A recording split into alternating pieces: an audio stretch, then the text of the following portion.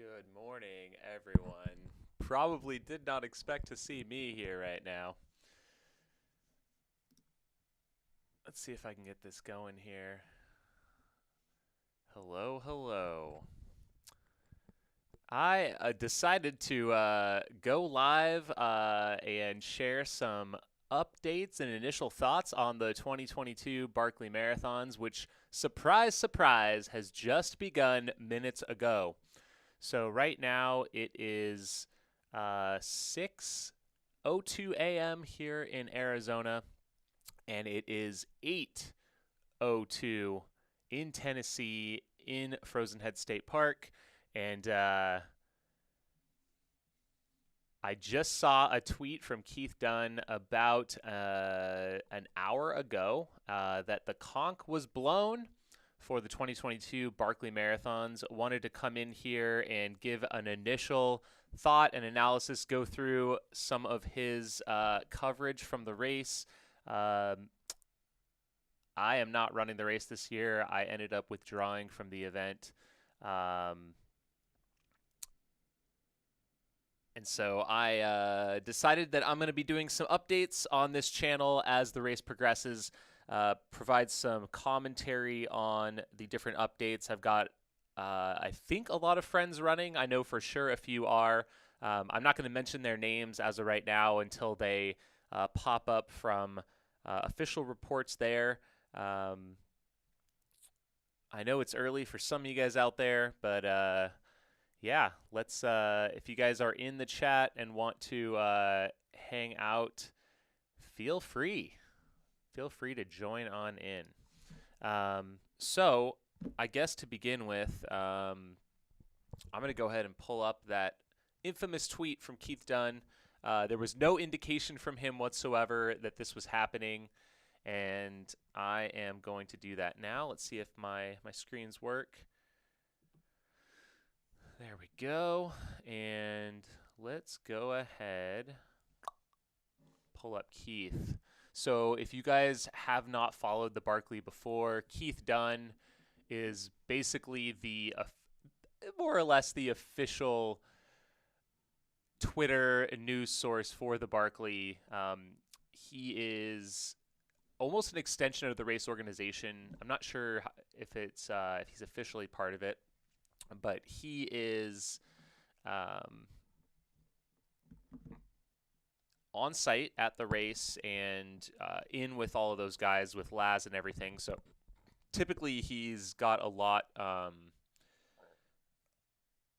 great insights and things from what's happening and kind of an official source. So he's going to filter that information and make sure that it is coming in all right.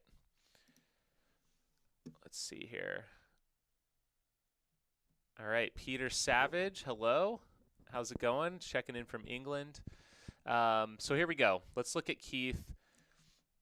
Keith's Twitter here. Right here, 1 hour ago, 6:54, he says the conch was blown. And let's see what people are saying here. Some people are speculating on who might be there. If you're just tuning in, I was registered. I'll have a video going out on that here shortly.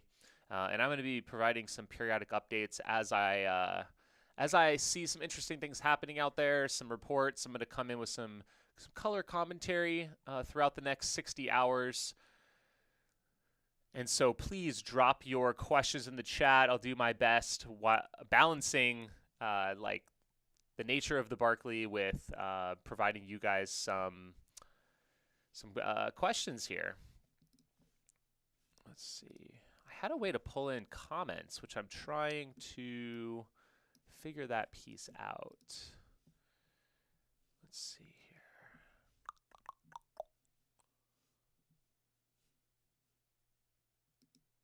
Copy that link. Hello from, wow, we got people all over the world tuning in. We got from Poland, from Brazil. We got some questions about the weather. We're definitely going to get into all that. So I'm going to be live for a little while here, kind of dissecting the initial details about the race this year. It's the earliest start ever in terms of date. So this is Tuesday, March 8th. the race historically has been plus or minus April Fools, so like April 1st. And in recent years, to protect kind of the secrecy of the race and prevent like masses of people, just people in general showing up to camp, they've kind of kept moving it around. So they are they've moved it up pretty early this year. When I heard the date, I was freaking out a little bit. It's so early in terms of the year. You never know what the weather's going to bring out there. So yeah, it's pretty crazy. All right, let's see here.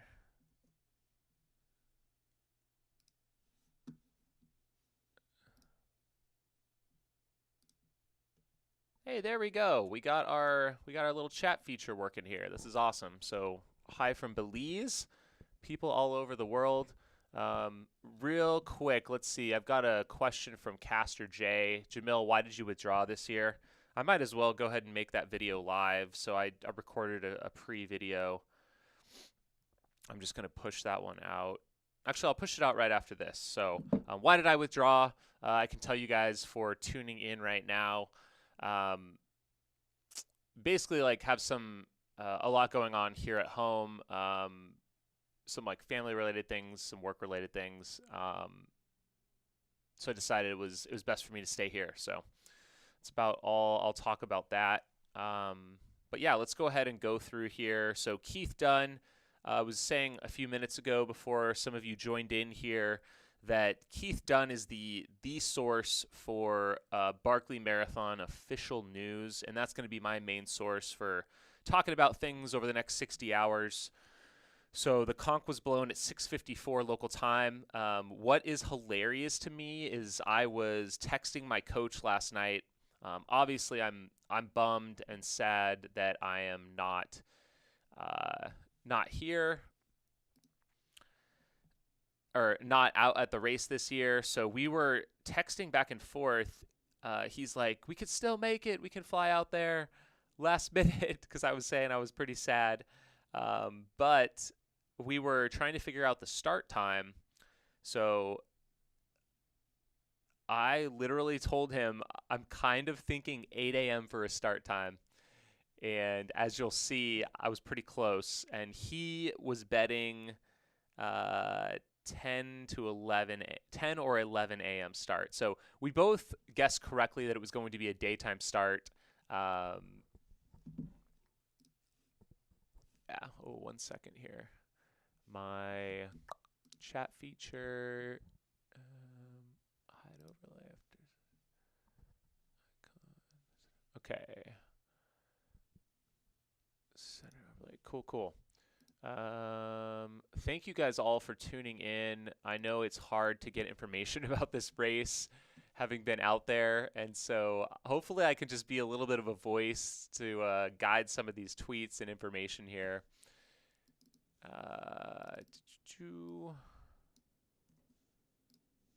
Perfect. Okay, we got a good morning here from Plant-Based Life. Hello. Thank you all for joining me this morning. Okay, let's get into these tweets. This is going to be fun. I just want to see what the community is saying out here, see if people, how many of you were surprised to see that it's this early? It's pretty cool. Let's see. Bethany Patterson was not expecting this today. I'll check back in 12 hours.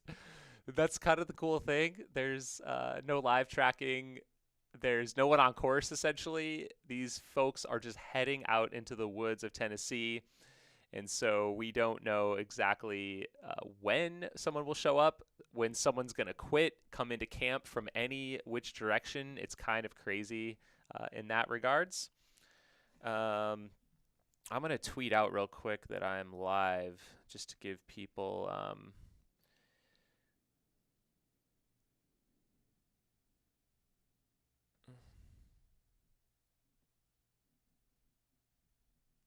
I'm going to tell people I'm chatting live about the start of the 2022 Barkley Marathons.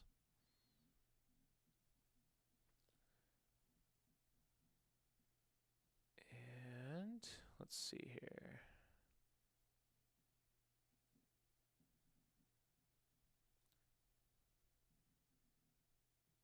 Cool.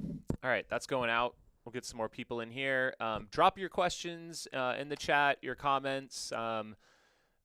Like I was saying, this event is hard to like really get a sense of what's happening, which I think it kind of adds to the mystery of it. So I'm going to try and not to spoil any of that while still sharing like my total obsession with this race with all of you out there across the world.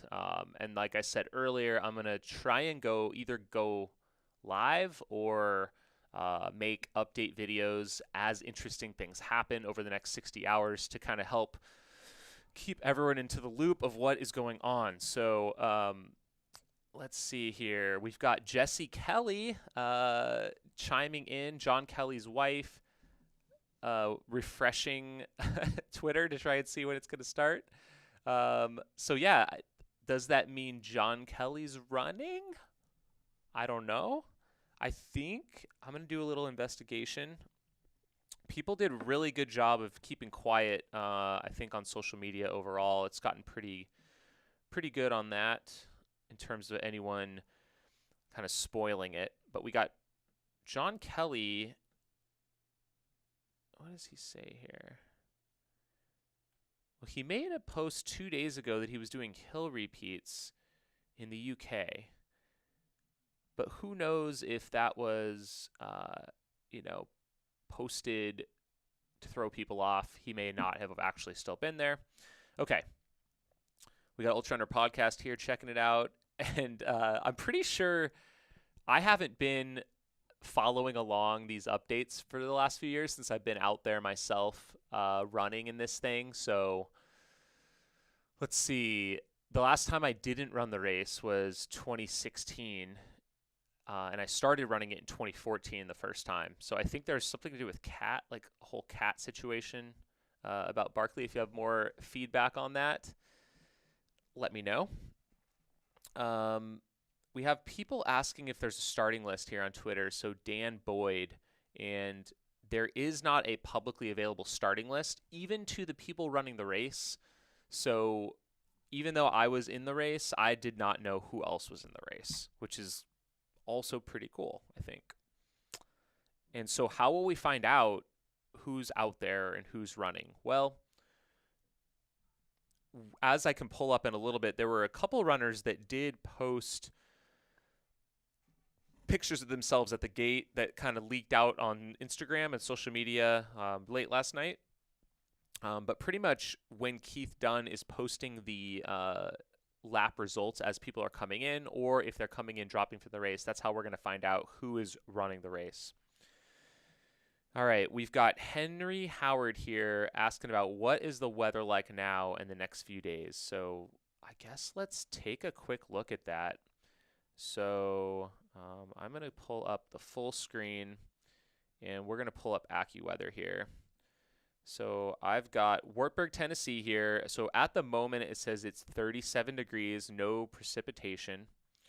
And let's look at our daily. So it says today there's a 16% chance of rain. But most interestingly, over here at night, they're saying 99% precipitation tonight. And that's kind of the weird thing about the park in this area is that although it might say a 16% chance maybe through the day, there can be weird things happening out there. Even though the percentage is low, the park itself is kind of its own different ecosystem. So they're saying there could have rain heavy at times, flooding in low-lying areas, poor drainage.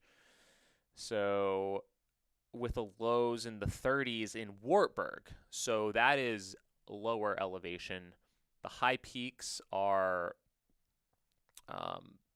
definitely higher. So Frozen Head Peak is a couple thousand feet above that. So probably it could be in the 20s at night tonight. So of course, with an early start time, like an 8 a.m. start time, these folks are going to have a full loop in the day, then a full loop at night. It's kind of an ideal start time. If I were to pick one, I would love to start, an hour after sunrise or something. You have a chance to get a full night's sleep, and then you can get up, have your morning routine, and then kind of get going and hit the trail. So let's see here. we got a Friday. We got some comments here. Where is this one? Oh, Catherine, Keith likes cats. I didn't know a whole lot about that, but that's pretty cool. Louis B says, it is great that it's still kind of secretive who's running and when it will start. I think that's one of the coolest parts of the race. We got some excitement here in the chat from D. Murphy, psyched up. Weather will be good for the most part, but Barkley generates its own weather. That is absolutely true. All right, let's go back to Twitter. We're still on that initial tweet thread from Keith Dunn. We've got all of the cats going on here and people thanking Keith for his coverage. We got Barkley cats here ready for battle. I think that's a turtle shell. Let's see here.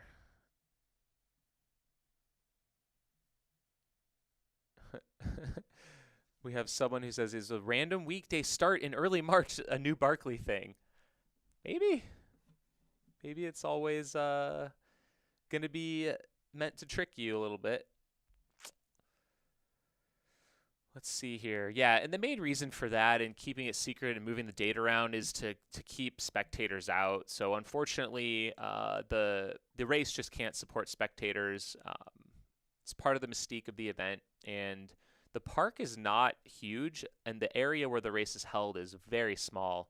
It only really has room to support the 40 runners that are running the race. They're one crew, essentially, a handful of media personnel that is hand-selected by Laz and his staff, and then a handful of staff and volunteer members. So they just don't have that kind of infrastructure to keep it going. So we got more Barkley cats going on here. I think this is going to be a theme of the day.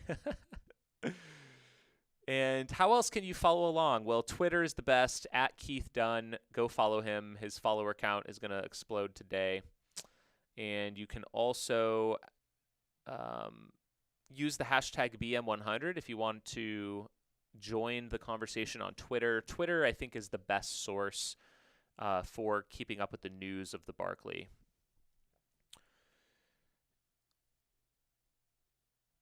Lots and lots of cat photos here. Okay, wow, lots of interest here. All right, let us go back to Keith's main page here. And here it is, just 22 minutes ago from now. So there's a brief memorial to recognize all of the Barkley people that have passed along.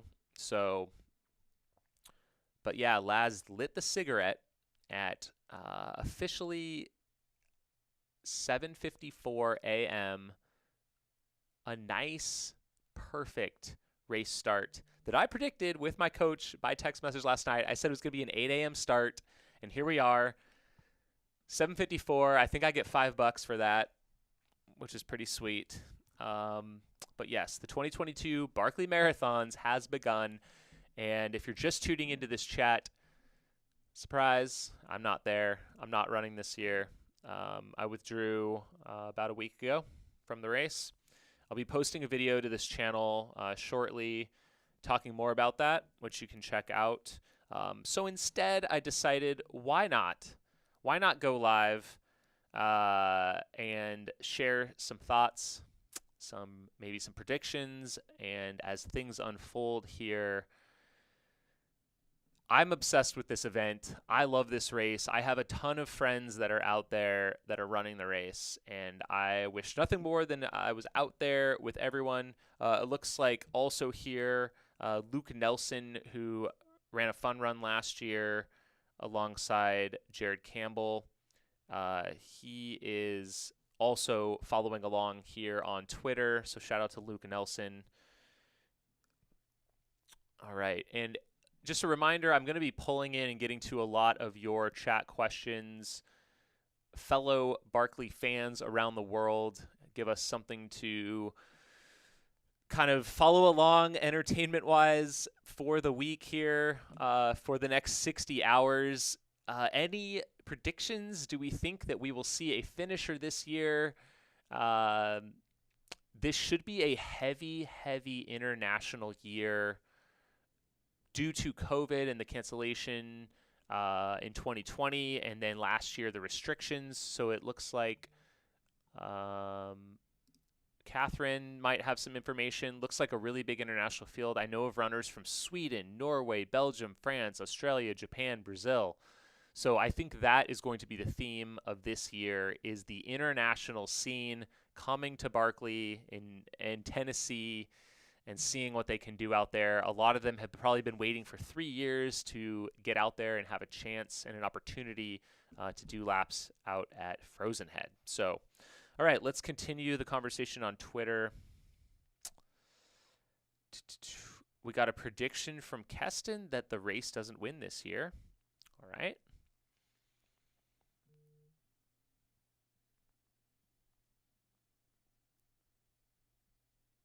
Got a lot of people thanking Keith for the updates.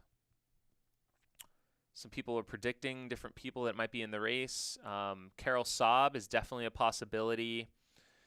He couldn't make it since his fun run. What was that? Was that 2019? So I'm sure he is hungry and ready to go. And it looks like there might be an update that it was raining all night. I believe that is true. I think it was high chance of rain yesterday. If that's the case, we had that before last year's start. So it basically rained for 8 hours, heavy, heavy rain while we were trying to sleep. It messed with my sleep. And as we headed out of camp, there's basically a river coming down the trail. I'd never seen anything quite like it. It's pretty crazy. So let's see if there's some more replies down here. Oh, that's interesting. Someone has like a Barkley results document here. Let's see what this is. No. Okay. This is pretty cool. So let's check this out. So, and then I'll get to some of your chat questions in the chat. Here's a historical listing of the Barkley results all time. Wow, this is cool. So 950 starters all time. We've got 71% of them complete loop 1. And that's kind of like that'd be like a standard ultra finish would be a 71% finish rate. That's like a hard rock finish rate for like a lot of 100 milers. But look at that drop down for 2 loops. Only 207 instances of 2 loop finishers. And it has been for a string of years there, 09 to 2015, when we had a bunch of finishers. I mean, we're talking about 10 to 15 people, 10 to 14 people getting 2 loops done every single year. And that has just dropped off in the last 5 years or 5 runnings. And then it looks like a fun run. The interesting thing is a lot of these years, people that get 2 also get 3. And then it just kind of goes from there. Only 2%. Wow, that's interesting. Is that accurate? 18 finishes. Oh, got it. Loop 4 finishers, 24. So only 6 have gone on to 4, or gone on to finish 4, but not finish 5. That's really interesting data point right there. Let's see. Mitchell McLaughlin in the chat. Is this earlier than normal? I had absolutely no idea. It worked. Yes, this is the earliest the race has ever been. Normally it is late March, right around April Fools historically. Oh, I'm going to try and save. Can I save this? Can we bookmark this thing? There we go. Perfect. All right, we'll pull that up later. That's pretty interesting. So yeah, it is definitely early. It threw, I think, probably a lot of people off, but here we are. The race has started. It's Tuesday. It's March 8th. I don't know if there's much snow left in Frozen Head. I was concerned when I heard about the date that that was going to be a crazy part of it. So seems like it's melted out, but I don't really know. I guess if we see, there's a chance we might see some imagery from, well, who knows, like from the fire tower, but I don't even know if that's in the race this year. So we'll just have to see. Let's see. Oh, we got a question here from Cool in Olympia. Weren't you going to run it, Jamil? Yes, I was in it and planning to run it. I withdrew a week ago. I will have a video posted to the channel shortly about that. And yes, I was training for the race this year, so I will instead be hoping for next year. What is on the calendar this year for me? At this moment, literally nothing. So the only race I had was Barkley this year, and obviously not doing that. So I'm going to kind of regroup and see what I might do next. Not entirely sure. I really want to focus on training seriously, consistently, properly for this race next year. Maybe we'll get a little bit of a later date and I can have more than a full year. That would be cool to kind of train and get ready to go. So we got a question here from John Muir. What time did the race start? 7:54 a.m. start time. Kind of an ideal start time, to be honest. I would love to start at that time. That is amazing. It gives you a full loop in the daytime. There were some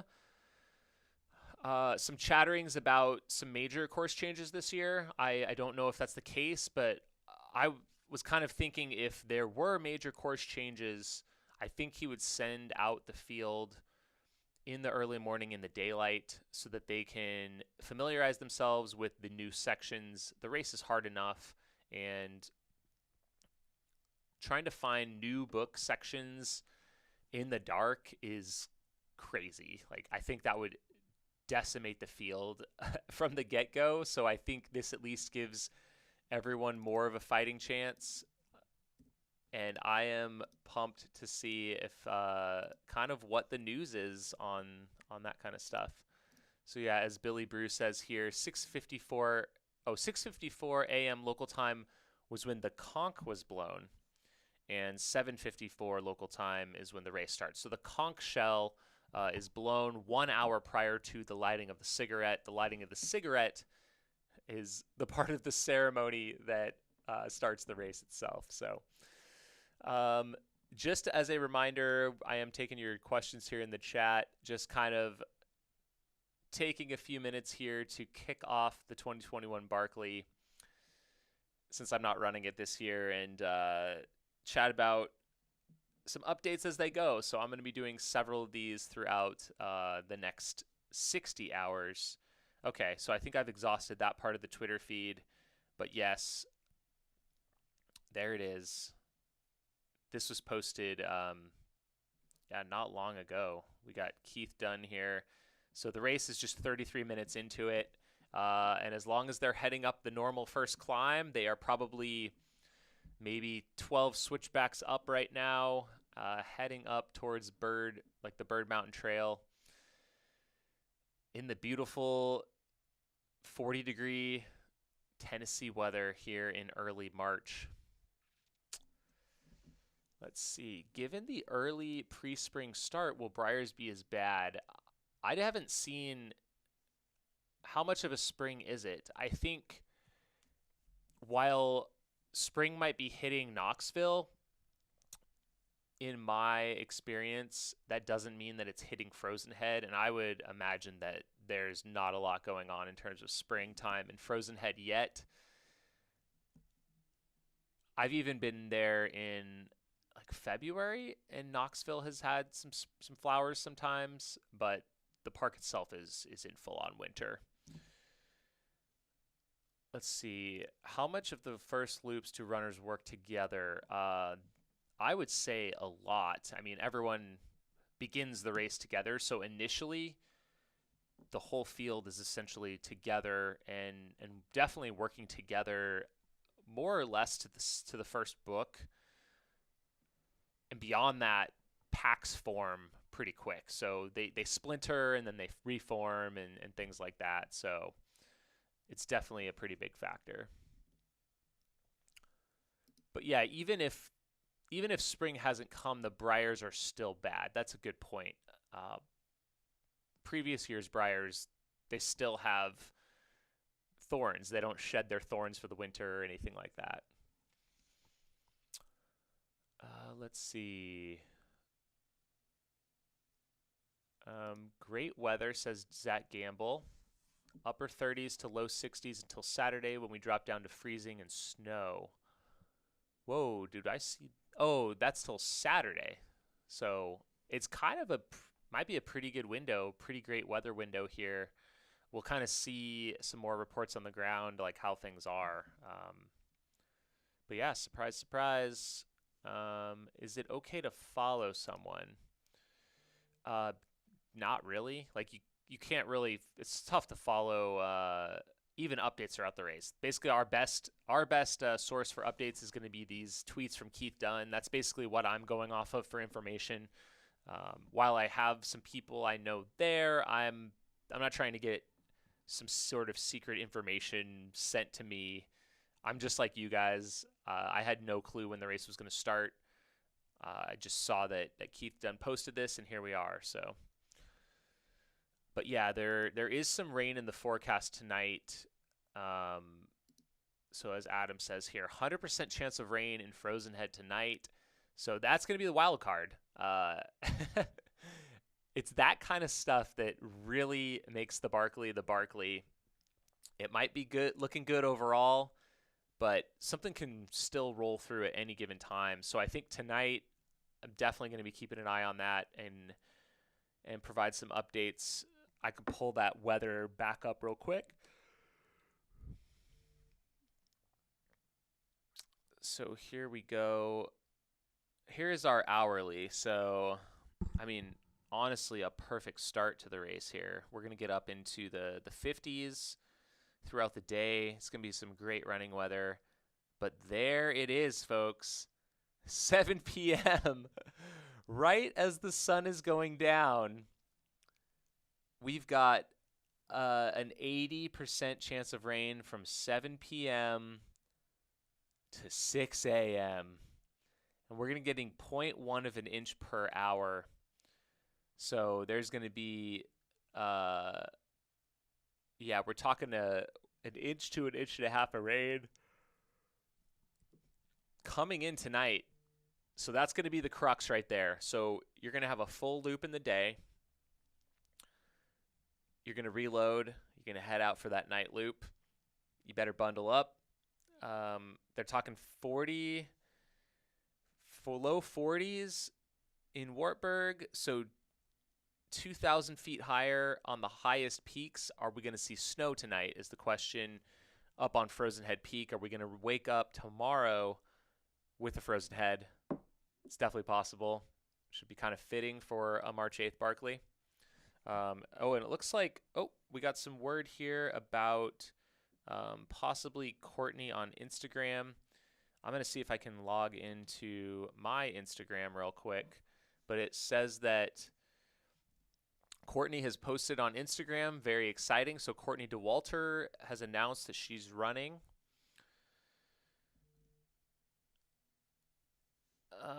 Is Jamil not running? That's a great question. This is not pre-recorded. This is actually live. So I'm not running this year. I'm going to be posting a video to the channel as soon as I'm done with this live stream talking about that.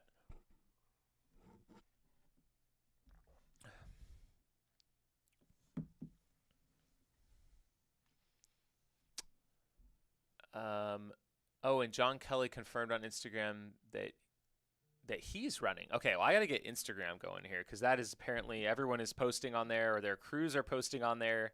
The cat is out of the bag. So give me one moment to log into my Instagram so I can pull that up on the screen here, and we can kind of start to decipher and check and see who might be running this year. Even if I know, I'm not going to say it until they've publicly said something. I think that is a good best practice. And then we'll talk more about the weather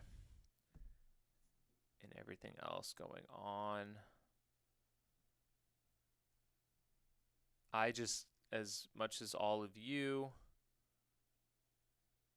love this race so much. It's super fun to watch this thing play out. Okay, here we go.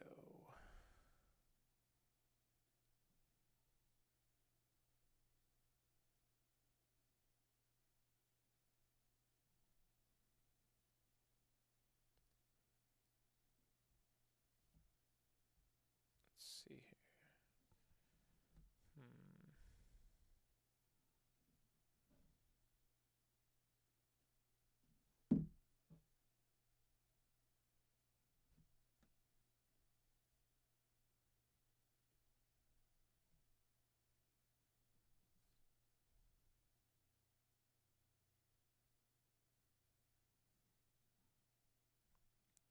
Let's see.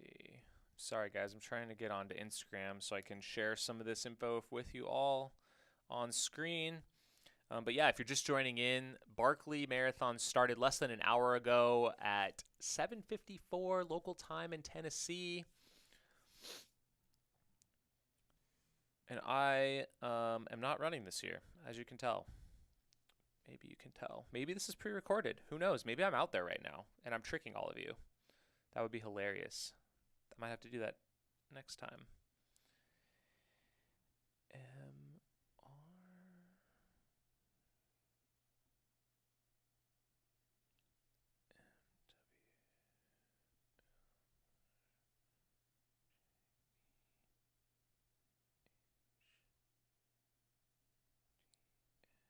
Hopefully y'all are having a great morning wherever you are in the world tuning in. As a reminder, feel free to drop your comments in the chat. I'm going to be getting to more and more of those. This is definitely not working, so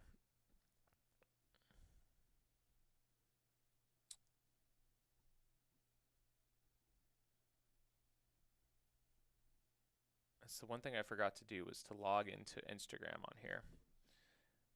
Maybe I can just pull it up this way. Okay. So we got Courtney here looking through the license plates. There it is. Okay. She says, looking for books in the woods, take 2. Trying this one again because when it's a race, you're almost guaranteed to fail. It's got a weirdly strong pull to see how you can do. We'll give it our best out there. Send good navigation vibes, strong climbing legs, and lots of staying awake through many days vibes. The race started at 7:54 a.m. in cool, cloudy conditions. Tonight's forecast, inch of rain, and the infamous Barkley fog. Yes, I almost forgot. With precipitation rolling through, that could wreak havoc on the field, especially if there are some major changes and they only have that one chance to see the new course sections this morning and this afternoon. Stay tuned for updates. So that will be another great source, I think, which we will pull in. We want to respect, of course, the event and how they want to run things out there. So I'm going to be relying upon publicly available information coming from trusted sources such as Keith Dunn on Twitter, such as athlete Instagram pages themselves, and other approved media. I think like Howie Stern is out there. There might be some brands that are posting about their athletes potentially, so we'll kind of see. I also, oh good, I am logged in now. Perfect.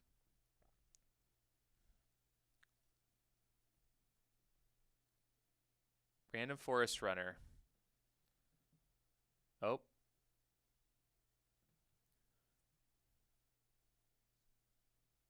Oh, okay. So John Kelly here says, ever since my run on the Penn and Way last year, I've been on a bit of a DNF streak. So what better way to fix that than heading back to Barkley? By the time this is posted, I'll be somewhere out in Frozen Head. Magatron Runs, who's crewing for me, will be the one doing further posts on my account during the race.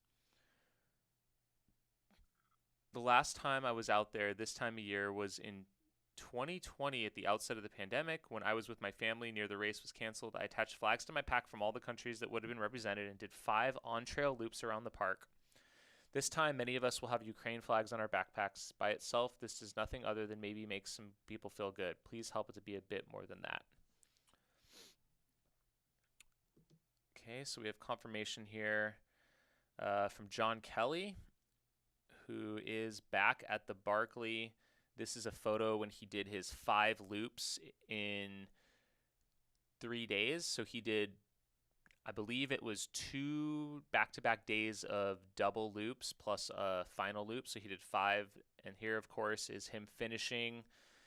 Oh, man, when was that? Was that like 2018 maybe? I guess we can look at our results sheet. 2017 was the last time we saw a Barkley finisher. That's kind of crazy.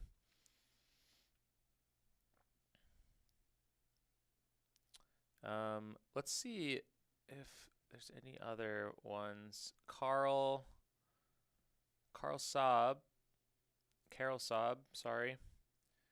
Let's see here. A week ago, he's talking about trail running. I think he's there, but I guess we'll find out for sure. Oh, actually, I think John had some Instagram stories here. All right, here we go. Let's see if I can pause that. There we go. So it looks like here is the first image I've seen from the race. As you can see, it's a nice morning start. Oh man, I'm getting nostalgia right here looking at this photo. So this is posted just before the start of the race. Right there in that cycling cap with the polka dots is my good friend Guillaume Calmettes. Missing being out there with that guy. As you can see, there's the crowd there. There's the runners there. And the Barkley's on, folks. Looking forward to more, so we'll definitely be keeping an eye out. Let's go back to Twitter real quick, see if there's any more info from... That's all we got from Keith at this moment about lighting the cigarette. Let's see. We can also check the hashtag BM100. And I think it's just going to be full of cats.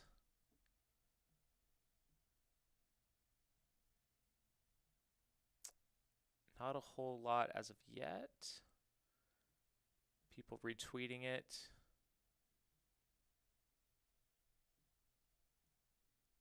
It was reported that Jasmine Paris is racing the Barkley. Innovate posted about this yesterday, talking about it. But yeah, I'm going to jump into the chat here and see what you guys think. We've got Amy Sproston predicting 2 finishers this year, both women. It's definitely possible with the caliber of some of these athletes. Courtney is giving it her second attempt this year. We've also got Seatown fans saying that they started too early and there's going to be no finishers this year. So let's see. I did tweet about going live. Let's see if anyone's saying the main rules for us. We got someone asking about the main rules. I don't know exactly what he's asking about in terms of the main rules as far as like for spectators, commentators, or for runners. I guess the main rules or how the race works is there is a 20-mile loop that has been designed in the park. There are books hidden along the route. You have to pull a page from every single book on the loop, and that corresponds to the bib number you're provided with. And you have to bring those back to camp. And you have 12 hours to do each loop to go for a full five loop finish. So 60 hours is the total cutoff. So that'll be 2.5 days from now. let's see. That's kind of nice. You've got a full day, night, day, night, day. So loop 5 will be like a full day loop, which is kind of cool. Finishing at 7:54 p.m. So the last little bit in the dark. And you can be provided no aid on the loop. So you've got to carry everything you need with you from the start. Once you leave and get that new bib number, you cannot return to camp. You cannot get anything else from your crew. You're on your own. There are 2 water drops on the course. Other than that, you've got to bring everything with you, your lights, all of your clothing, your gear, your food, your drinks, everything. Got to bring it all with you. Did I say why I'm not running? I'm about to post a video on this channel about that, so stay tuned. It'll go live right after I'm done with this live channel, live chat. Oh, Keith posted that David Hughes missed the start. Interesting. Let's go ahead and see. That's why we're going live, because we want to jump in. Oh yeah, I've got this little Barkley Marathon list going. Where are my lists? Oh yeah, there we go. Barkley Marathons list. Oh my goodness. What? How is this possible? So David Hughes, he's sitting in camp chatting and suddenly realizes the race has started. His start time turned out to be 8:34. The race started at 7:54. So the race begins. He's sitting, hanging out at camp. And he's all of a sudden like, oh yeah, I guess I'm in the race, and I guess it started 40 minutes late. So we already have our first significant moment at this race where a runner, I don't even think overslept, just maybe sitting there having a cup of coffee and misses the start time. So there's already legendary stuff happening. We got, whoops. It's a big whoops. Oh, that's interesting. Someone says that there are some different videos and images on the Into the Barkley Facebook page. So I'll have to check that out. Let me see if I can pull that up here. Oh yeah, Harvey Lewis definitely running. Here's an interesting one. I think Harvey is going to hang on to John through 4 loops, then lap 5 will be a barn burner, like 2017. Interesting.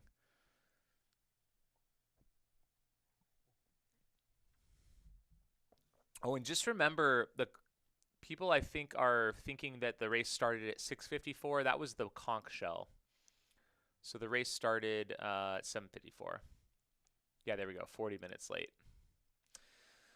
Sounds like the beginning of a legendary Barkley story. So that's the problem with starting late, is you are in no person's land, off the back of the pack. And so much of this event is people kind of sticking together, working together. And if you are by yourself and you don't know the area very well, or just in general, I mean, if you have to search for books or new books by yourself, it can be helpful to have a group. You can fan out. You are all thinking and like using your collective brain together in order to kind of come up with where that book might be. So let's see. I was going to try and pull up this Facebook page that someone recommended. So pardon me real quick while I guess try and log into Facebook. If I can figure that part out, that would be great. And please continue to, the spreadsheet you looked at has more tabs. Oh, really? Oh, wow, here we go. Oh yeah, we got a breakdown year by year. Oh, this is so cool. So I can go back and look at, oh, there we go. So we got some like entrants that are being populated here as they figure them out. So yeah, 2021, you can see we're going to go through this a lot later and check this out. You can see my pitiful performance last year. 1 official loop, 2 unofficial. God, I have 6 attempts. Wow. David Hughes has 14 attempts. And he missed it this year. That's crazy.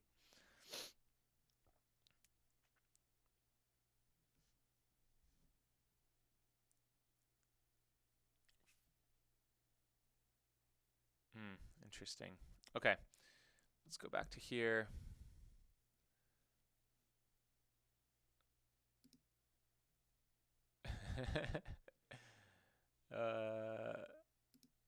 If you have an hour from the conch, how do you start late? Especially in the daytime. It's not like he was sleeping in. That's crazy. How did he not start on time? That'll be such an interesting story to learn more about how exactly that happened. Maybe Keith will provide some more on that.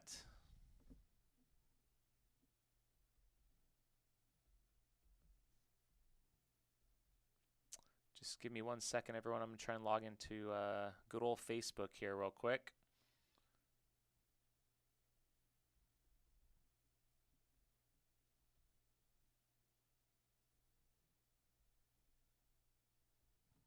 See if that works.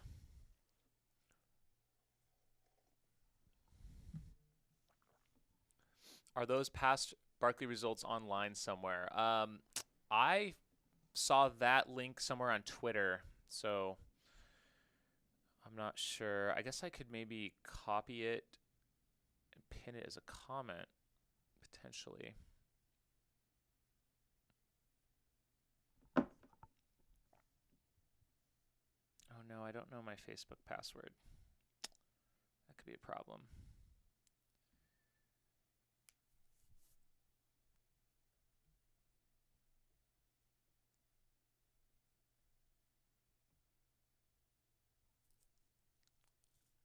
Who knows their Facebook password anymore? Let's be honest. All right. Oh, here we go. I think I might have figured it out.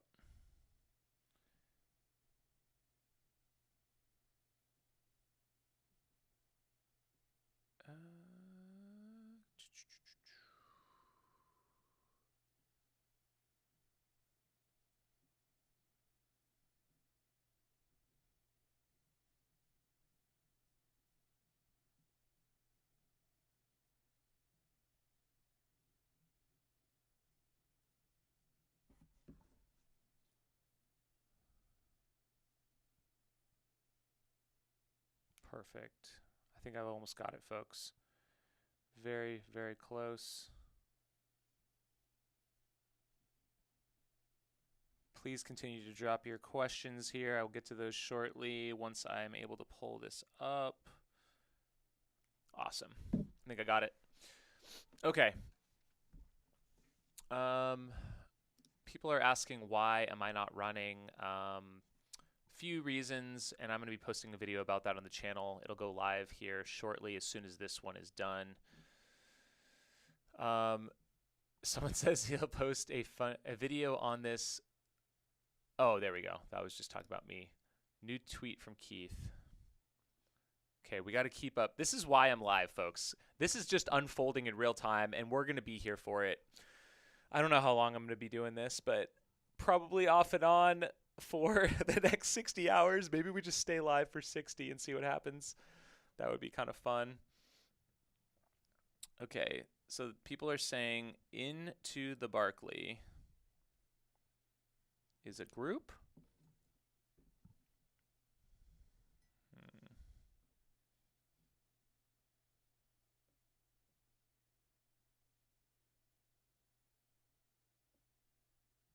I don't see it.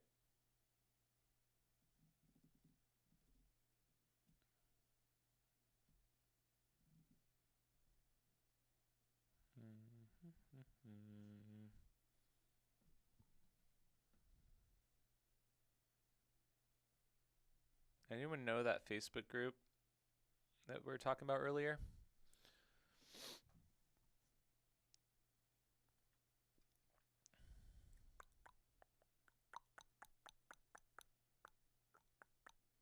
There's a Barkley Marathons group, but I don't know if that one's posting about it. Okay, let's just see here. Guillaume, see, this is what I'm here for too. So there's like these Twitter accounts that come online this time of year. Apparently there's one that's Guillaume's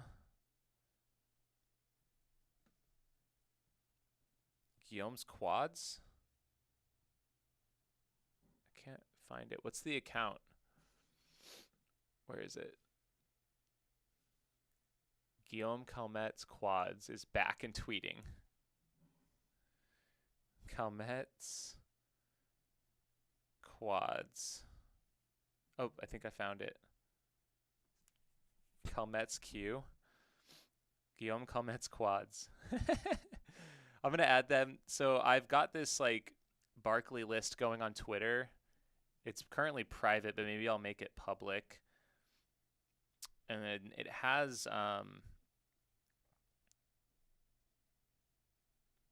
some pretty funny people on it.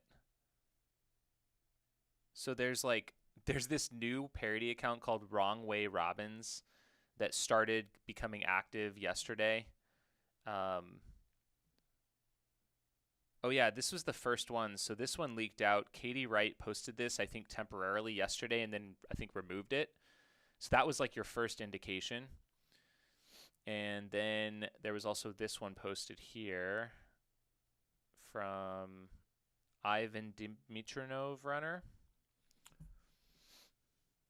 So if you guys know of any other funny Barkley parody accounts to follow, I mean, we got something to keep us entertained and follow along over here. But yeah, let's go. Keith Dunn said they might have tweeted something new here. So he says, it's already a discussion, so in terms of who will finish, Barkley tends not to care what is a runner's resume prior to the lighting of the cigarette. So true.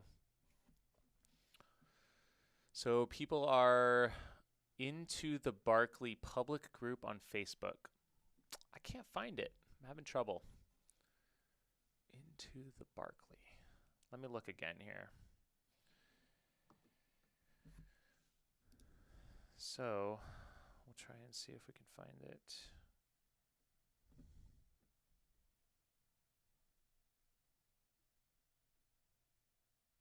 Into the Barkley groups.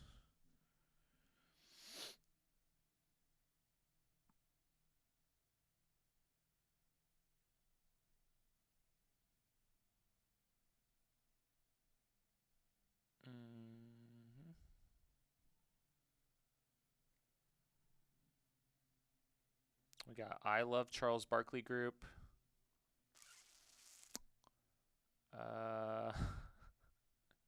Oh, public groups. Got the Barkley Fall Classic.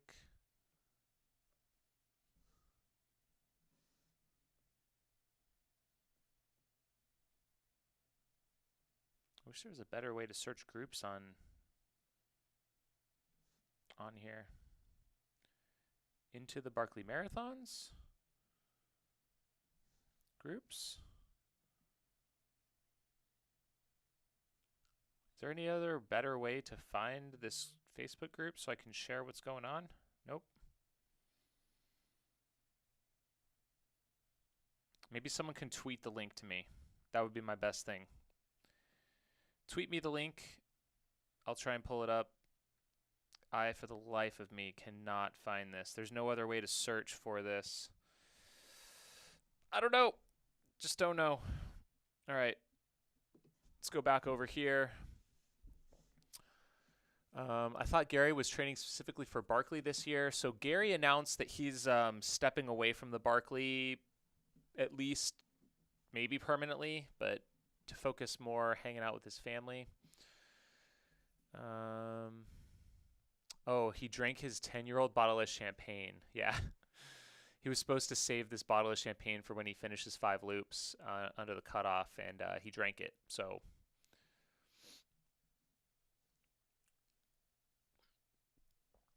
let's see. Yeah, Gary posted a while ago he wasn't running. Into the Barkley group.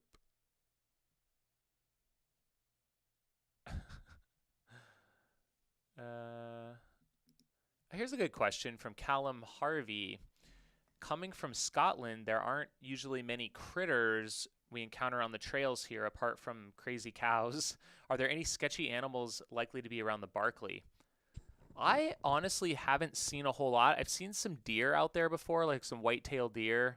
But there's not like bears or mountain lions that I know of. There'd probably be some wild pigs out there, I would imagine.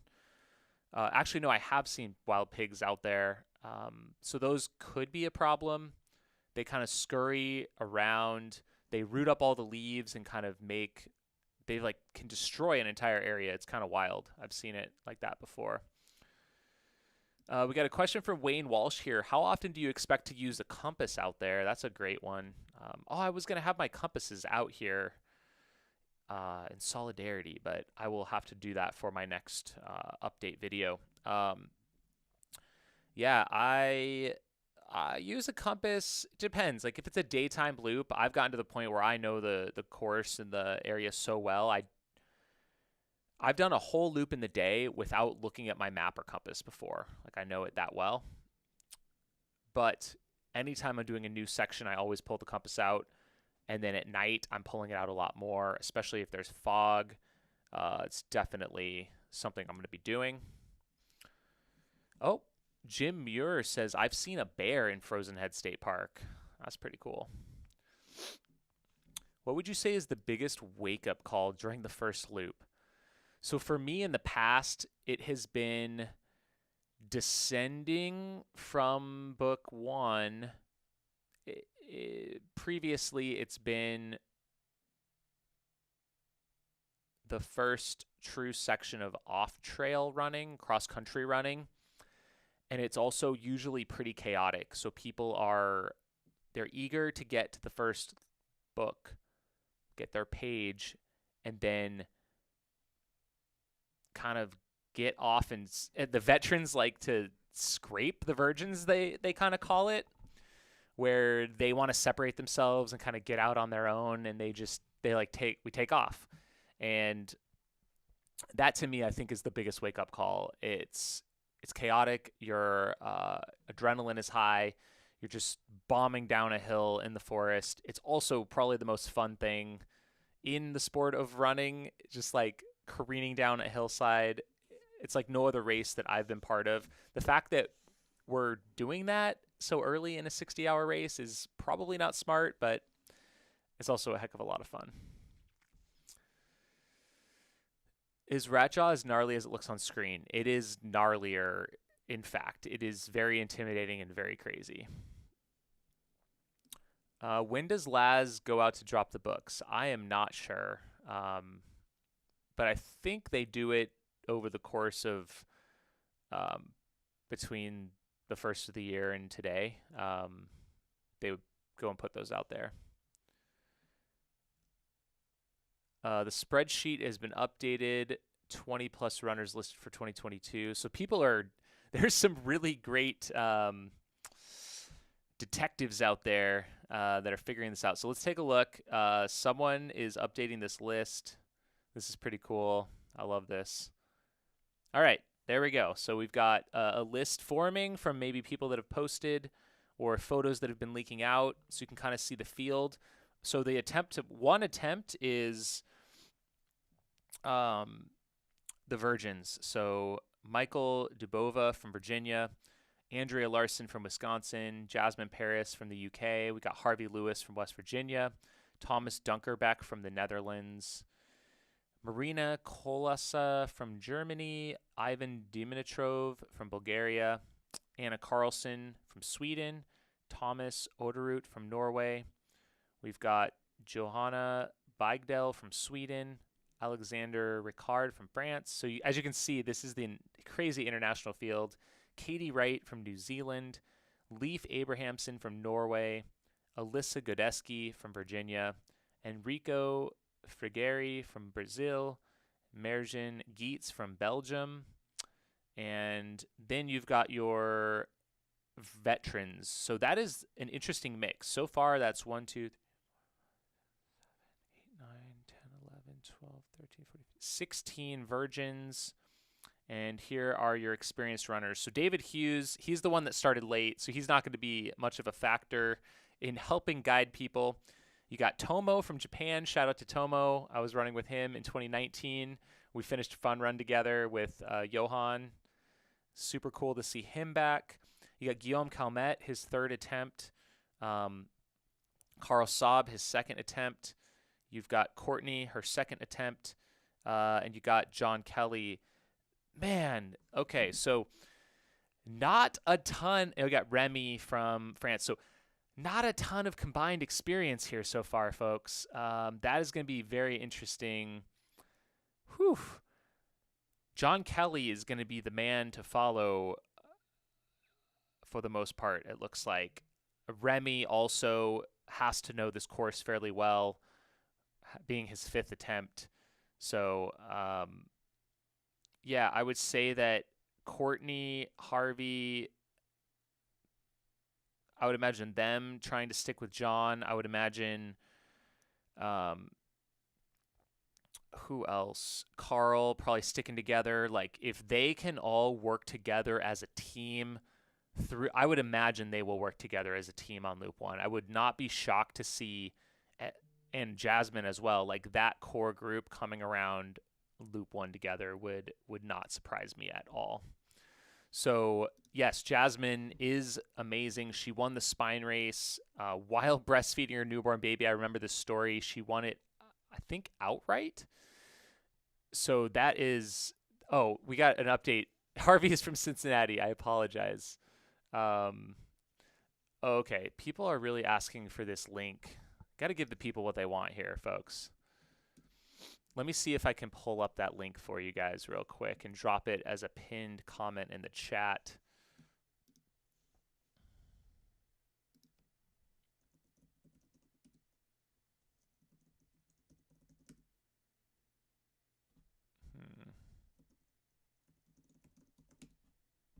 Ah.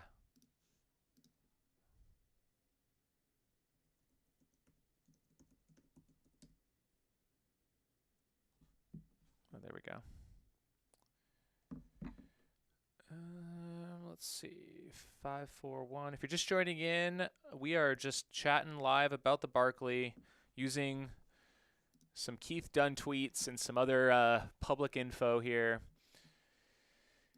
And I will be posting a video shortly. Excuse me.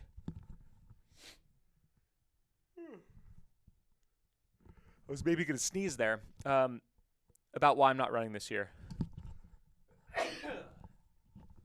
So unfortunately, I withdrew from the race a little over a week ago.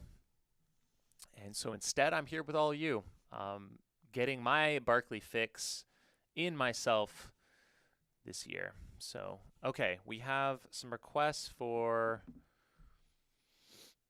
this spreadsheet to be shared.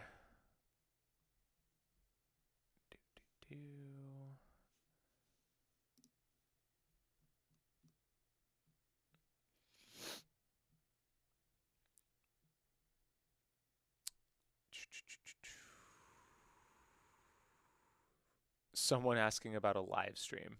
Well, technically, this is a live stream about the Barkley, so we're not totally wrong about that. It just doesn't have any live footage. Okay. Okay, I'm looking for this spreadsheet, everyone. Hold on. There it is.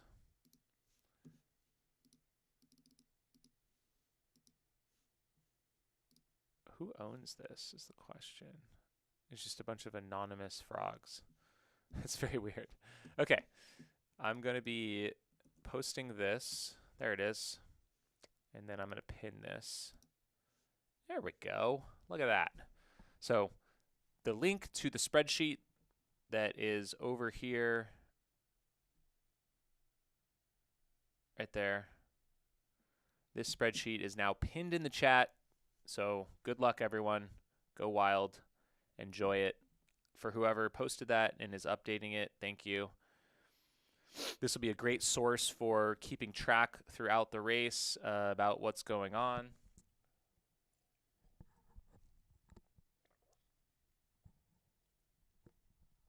I think I'm just going to drop that video right now of why I'm not running the race. So you guys might be able to take a break and go check that out. That way that's at least out in the world. All right.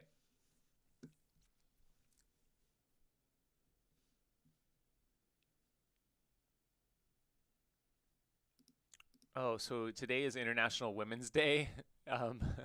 Tyler Soule thinks that the race started on purpose since Laz wants a female finisher. He's been egging them on for years.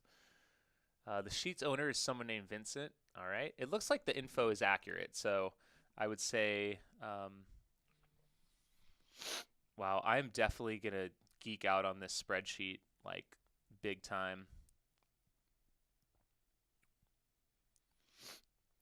Andrew Thompson is like basically my Barkley hero. It took him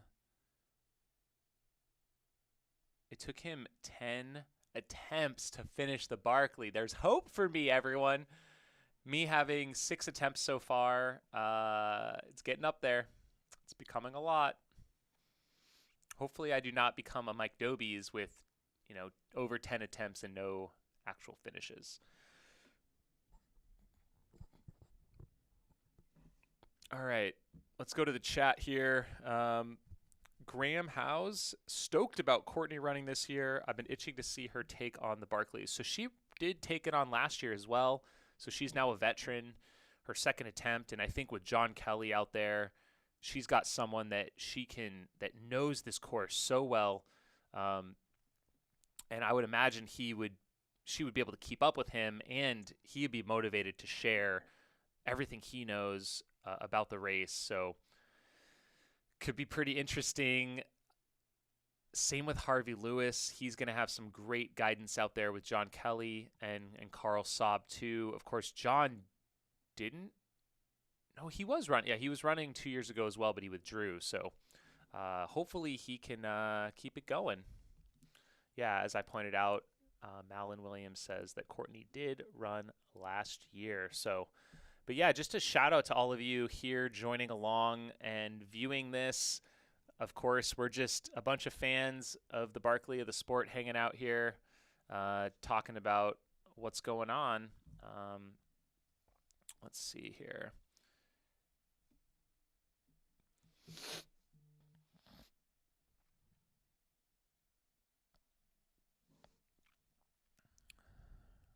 All right. We got Wrong Way Robbins here in the Twitter already chiming in here. I think for a race that has so much limited information, the popping up of these weird Twitter accounts and other things to provide some sort of entertaining coverage, I think is hilariously organic and amazing. That's a loaded field. So I think what's going to be interesting is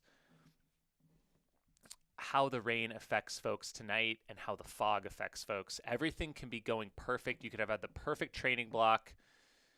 You could like be nailing your navigation in the daytime, and then the fog rolls in and you can become so disoriented. You'll be in one small area. You'll be confused. You'll be basically running in circles and having no clue what's happening. Your whole race can be shot. And yeah, people talking about the weather already. We were looking at this earlier. It is going to be raining all night long tonight. So from around 7 p.m. to 7 a.m. approximately, it's going to rain 1 inch to 1.5 inches is what they're calling for. That could, of course, might mean 1/2 inch. It might mean 2 inches. Anything can happen with the weather in Frozen Head. It really has its own weather ecosystem from what I've found personally. Who's the Barkley virgin this year? Well, there's quite a few virgins. The sacrificial virgin, I'm not sure. You guys will have to try and figure that one out. We also have word that Paul Giblin might have started as well. Oh, that's interesting too. That's a good piece of information. Jasmine Paris has helped John Kelly on many of his FKT attempts, so hopefully he will look after her. Well, she probably doesn't need looking after, but if he can help in any way to help guide and lead, I think that would be much appreciated. Wish Maggie was running this year. I thought she had a chance to complete this year. Yeah, I know she, I believe, is crewing John this year, so she is out there. Jim Muir is asking only 23 runners. No, there's more like 40 runners, but they probably don't yet. We don't yet know who all those folks are. We got Trond here missing Maggie, but we have Courtney. So true. Let's see. A lot of versions this year. You're probably thinking of human sacrifice. Yeah, exactly.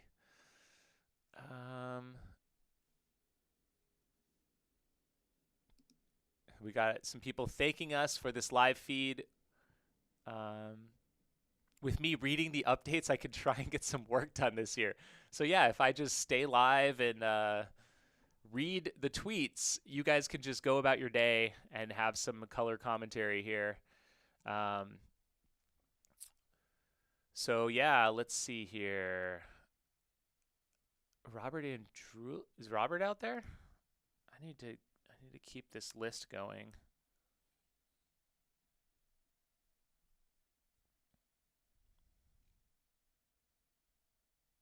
Anyways, this is the list that people have kind of figured out so far from publicly available information. Let's see. Let's go back to Twitter and let's pull up the BM100 hashtag. Probably just gonna see a bunch of cat photos.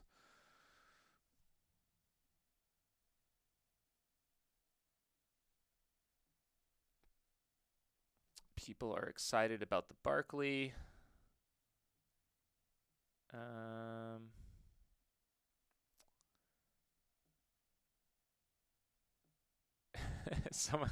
The Dipsy statistician says, for the first time ever, a random cat showed up at my doorstep last night. I should have seen the omen for Barkley Marathons.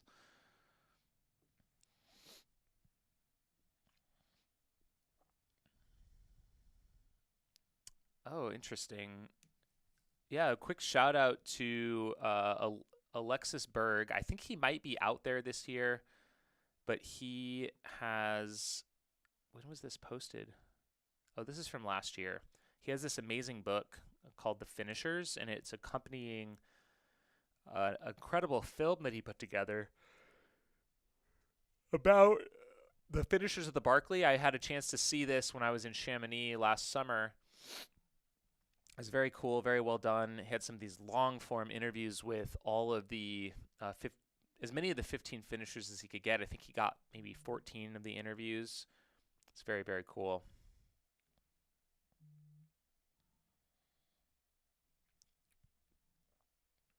And let's go back to my Barkley list. Oh, we got the self-evident truths. So these pop up every year. So this is coming from Guillaume Calmettes quads. Guillaume is out running this year again. Shout out to Guillaume, my good friend.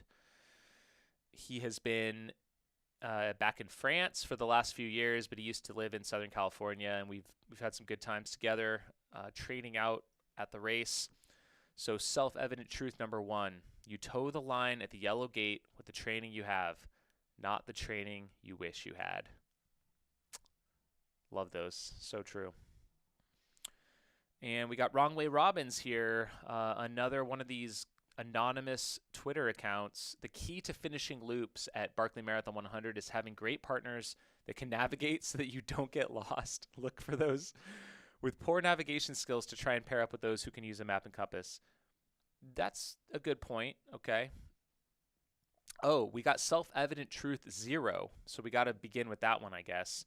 The aspiring virgin barker who insists on listening with his mouth is doomed to failure and confusion while out there. Best case, he is but a nuisance and perhaps a danger to himself. Worst case scenario, he's potentially a threat to the event itself. Oh, here we go.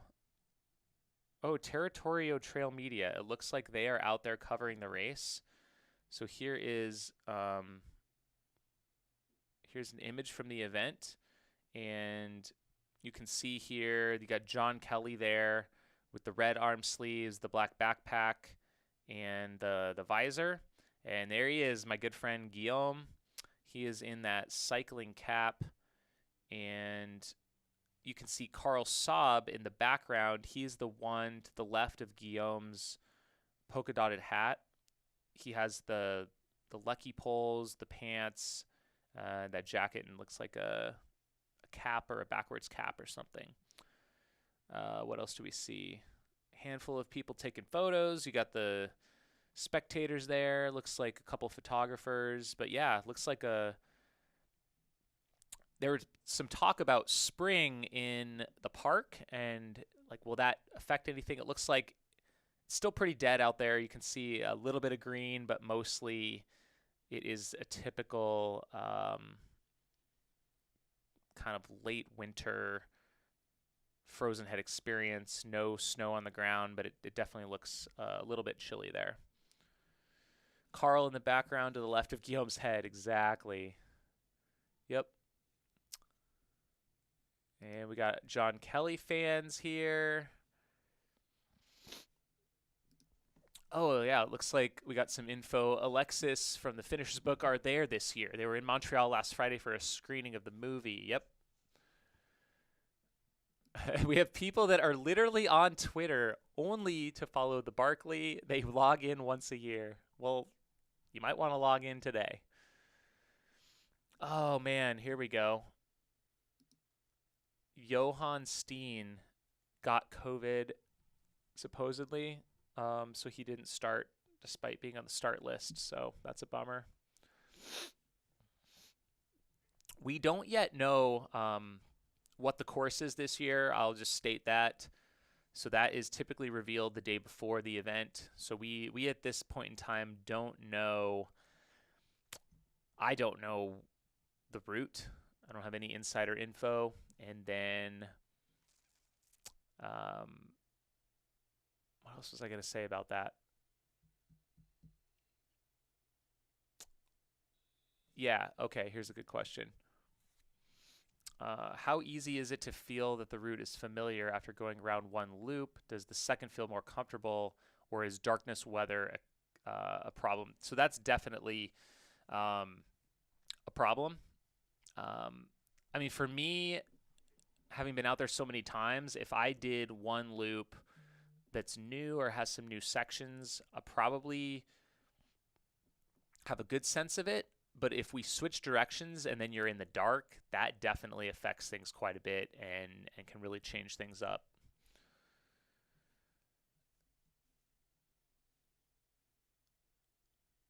We got someone shouting about the ambassador of Stoke, for sure.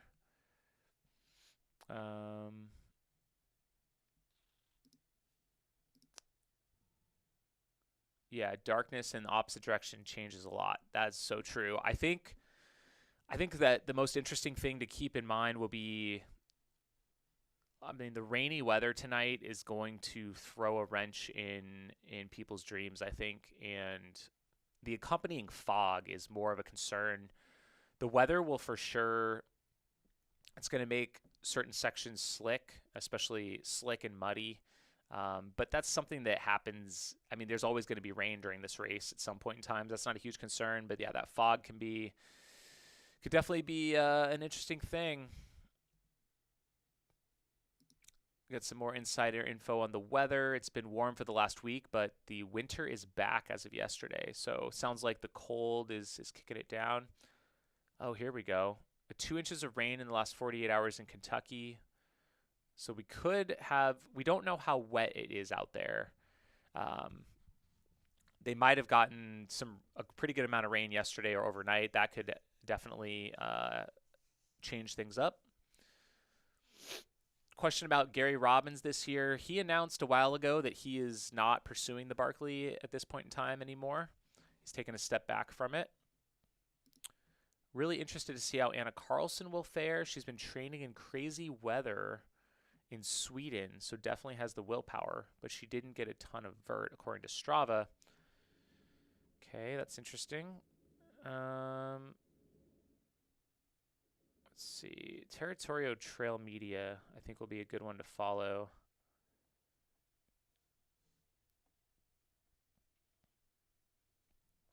They might have some more info at some point. So yeah, there's not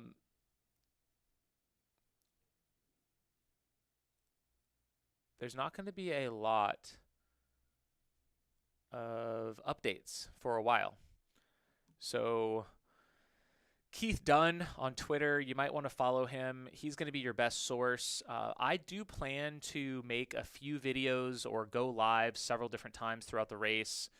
Probably once someone finishes a loop, I might try and go live and kind of, especially after the first loop, I'll probably try and do a live in like 8 or 9 hours.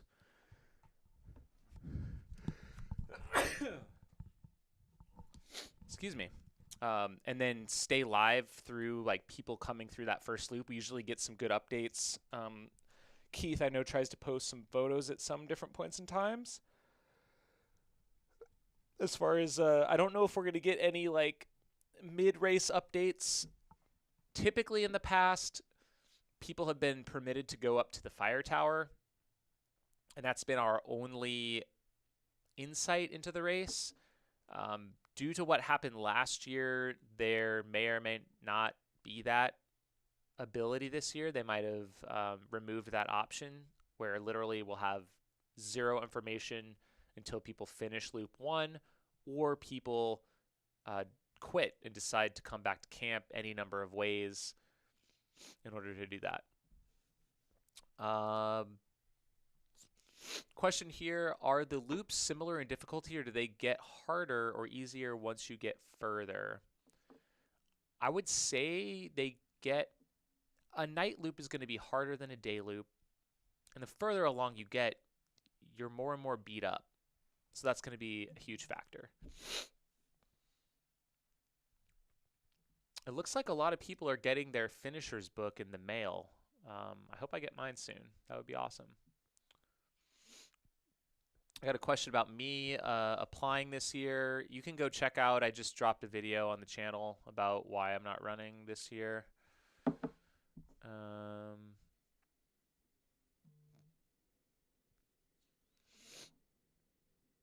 Ooh, we got a Harvey Lewis fan here. Harvey Lewis for the win from Treadmill TV, Ohio versus the world. Shout out. Oh, sorry. Maybe this wasn't much public information. People are asking about what happened at the fire tower. It wasn't the fire tower specifically. There were just there were people that were out on course getting video footage that was not permitted. So that's basically all I'm going to say about that. Carl Strava's the funniest thing ever. He literally runs the same hill 50 times to get vert. That's dedication right there. All right, we're talking strategy here from Carl. So is it better to take a few short naps after every couple of rounds, or are some people trying to power through the whole thing in one go? So my strategy is, I mean, I've done so many long races. I don't really need a nap for the first like 30 to 36 hours typically. After that, it becomes more of a strategic play. So if you're really having some head fog or mentally struggling, you might want to get a nap if you have time. But you definitely don't want to nap after the first or second lap. You just want to keep going. Has a woman ever completed the 5 loops or the fun runs? So, good question. Never the 5 loops, but we do have this nifty spreadsheet that someone has made talking about our finishers. So, if we go back, I'm trying to think if we've had I don't know that we've had a 4 loop women's finisher. just kind of scan through this real quick. I think like 2010, maybe Bev Abs did pretty well. 2011, we had 2012. Beverly Abs finished a fun run in, sorry, it's off your screen. So Bev Abs in 2012 did a fun run in 34:29. This doesn't tell us if she started a fourth loop, but I don't know. I'm not entirely sure. And then 2013 did a fun run, was not able to continue. So could have continued on in 2012. So I think that's like the most recent best women's performance. It's a while ago. But the course has gotten extremely tough. As you can see in this overview, the last few years has gotten pretty insane.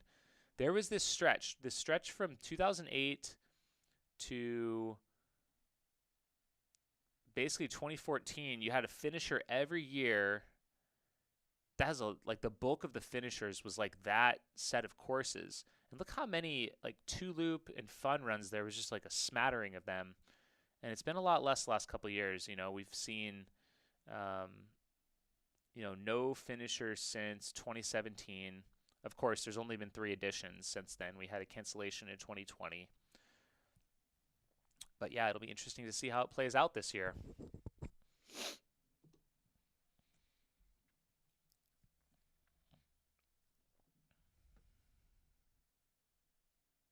All right, we're going to get to more of your questions. So yeah, Bev Abs with that fun run finish. I think, yeah.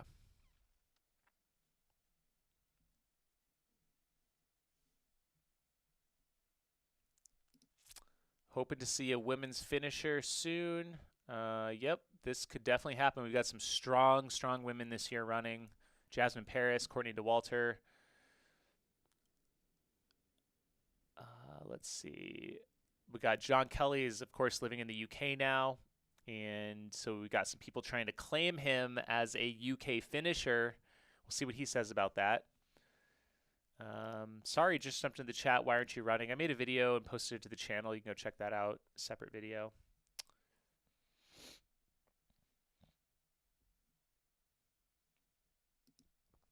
So Castor J is saying that when Amelia ran the race, she says that she saw the lead group come down, that it was right in the verge of extremely dangerous. I mean, yeah, it's definitely on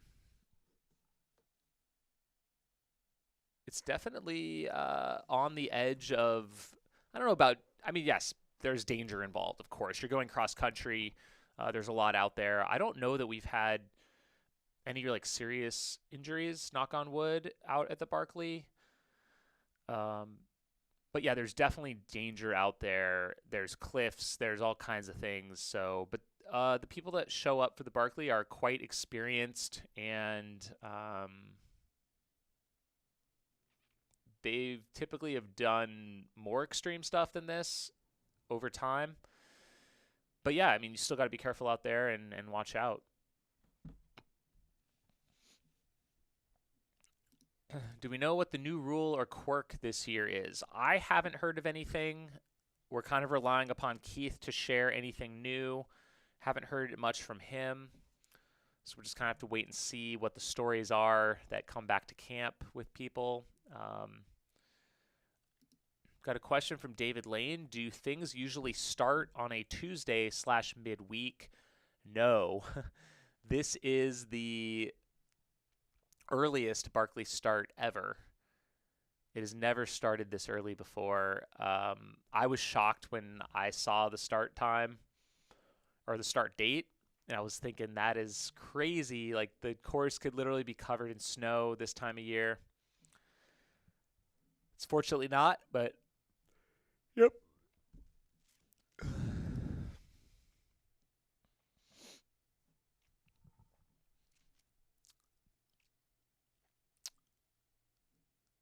Would love to see Courtney rep the U.S. in Colorado, or rep us in Colorado with a finish this year. So cool.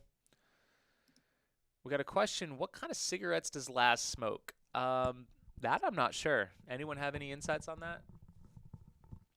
Buckeye Jen says Camels.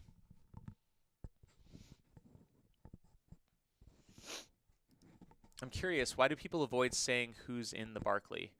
I don't know. I mean, I think it's a personal choice for people. Some people like to keep it secretive. I've shared many times that I've been running it. I was supposed to be running it this year. I think I was talking about that at various times. It's just personal preference. But I think it adds a little bit to the mystique to the race. The race itself doesn't publish an entrance list, so I think that sets the tone for it. And a lot of other people just go along with it. But one thing you're definitely not supposed to do is share the race date with anyone.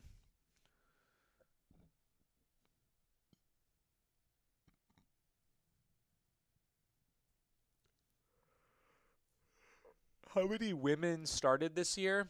We're not sure.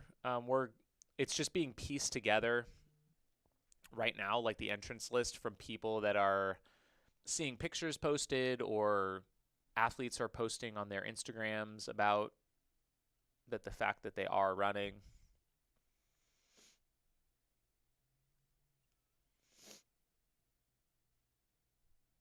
Just scrolling Twitter here a little bit.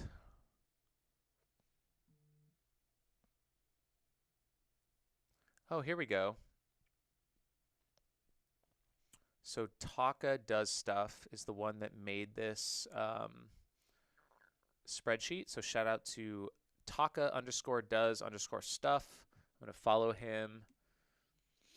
And I'm going to add... Oh, I'm going to add him to my list. You get on the Barkley list. Okay. So, and as Taka says, heavy rain is expected overnight for Loop 2. Apart from that, the forecast is merciful by Frozen Head standards. So that's the big thing. If you can make it through Loop 2 unscathed, maybe even scathed a little bit, I think you're going to be setting yourself up pretty well. That's going to be the crux. So if you could burn your Loop 3 buffer, your fun run buffer in Loop 2, but if you can make it through there and you can get to Loop 3 is going to be, I think, good weather tomorrow during the day. We can go and check that out. So again, here's the forecast. So ignore that 16% because tonight they're saying flooding is possible.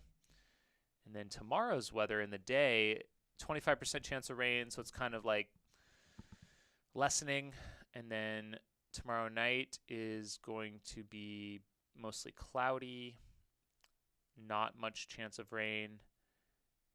And then I guess Thursday would be the Loop 5, pleasant and milder clouds and sunshine. So if you can get to Loop 5, it's going to be pretty nice out. It's going to be the warmest of the days, sunny.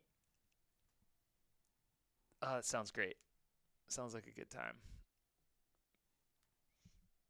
So again, thank you for posting that, Taka, and that'll be kind of, I think he's going to be pulling in information from Keith and organizing it for all of us to keep track of what's happening out there, which is really great.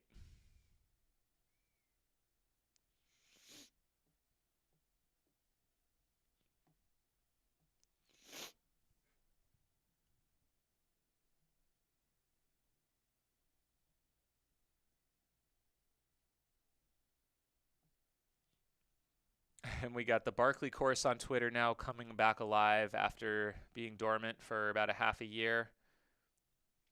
Time to crush some dreams. That's all it says right now. All right, back to the chat here. A Barkley local told me that it rained all day yesterday. So the course could be starting wet. That's honestly pretty typical, so not a huge deal.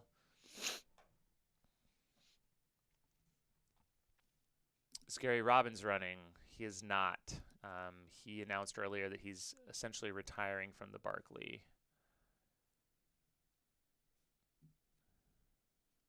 Oh, nice. This is awesome.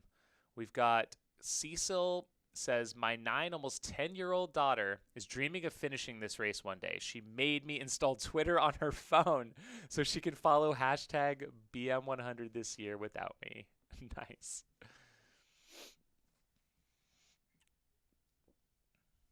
We got a video from the start from Alex Hole on Facebook. All right. Let's try and find this, I guess. All right, we're going to, let's see here. Where did that go?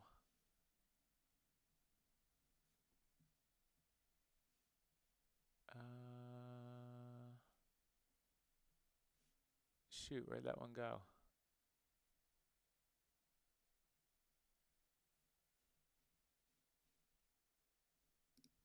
Video from Alex Hole on Facebook.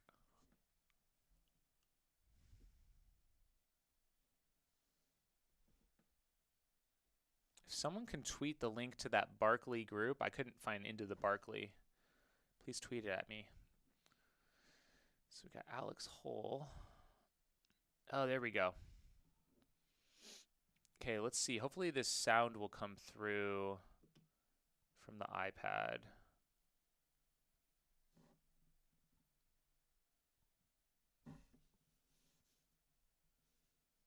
iPad, screen capture.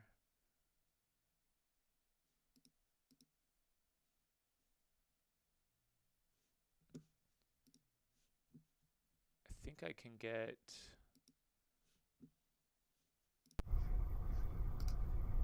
And there are people who are part of us that aren't able to be here anymore. Of course, we want to take a moment for the Ukraine, not just the Ukrainians, but the Russians and the Belarusians as well, that are our friends and our fellow runners, and they're all victims of what's going on. And then these are people who have been with us for many years, and they're not with us anymore, so we take a moment to recognize them. Jürgen Akenbrand, Dan Aglione, Barry Barkley, Peter Benedetti, Fred Brooks, Norm Carlson, John DeWalt, Damon Douglas, Dave Drake, Stu Gleeman, Jared Henry, Keith Henry, Jim Nelson, Mikhail Popov,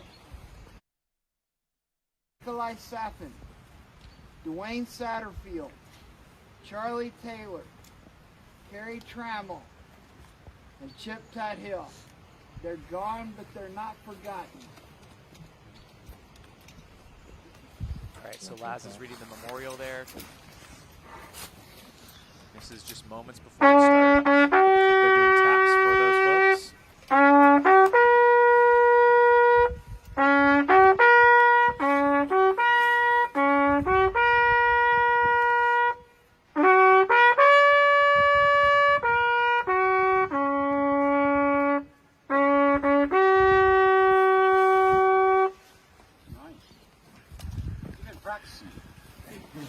That's the one you always get right. John, good luck to you, man. There it is. There it is. Oh, you can see Courtney, Tomo. There it is. Start of the Barkley. Oh, I'm missing it so much.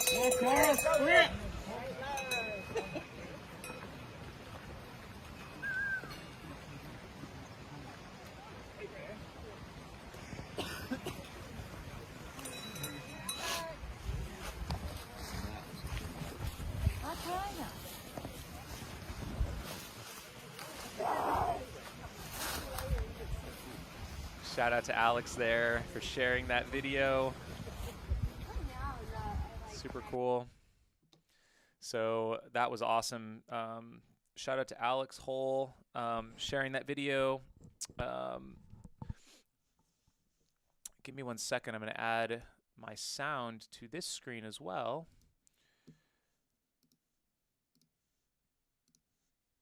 perfect. I think.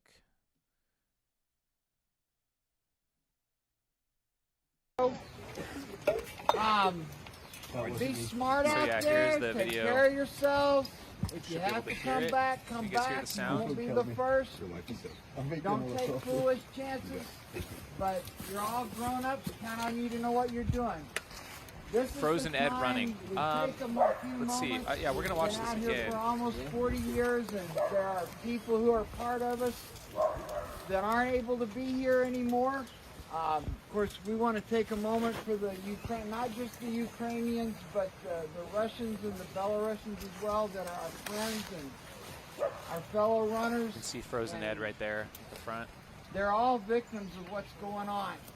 And then these are people who have been with us for many years, and they're not with us anymore. So we take a moment to Class is doing a recognize them. memorial for all the Barkley Jürgen members that have Aikenbrand, passed on.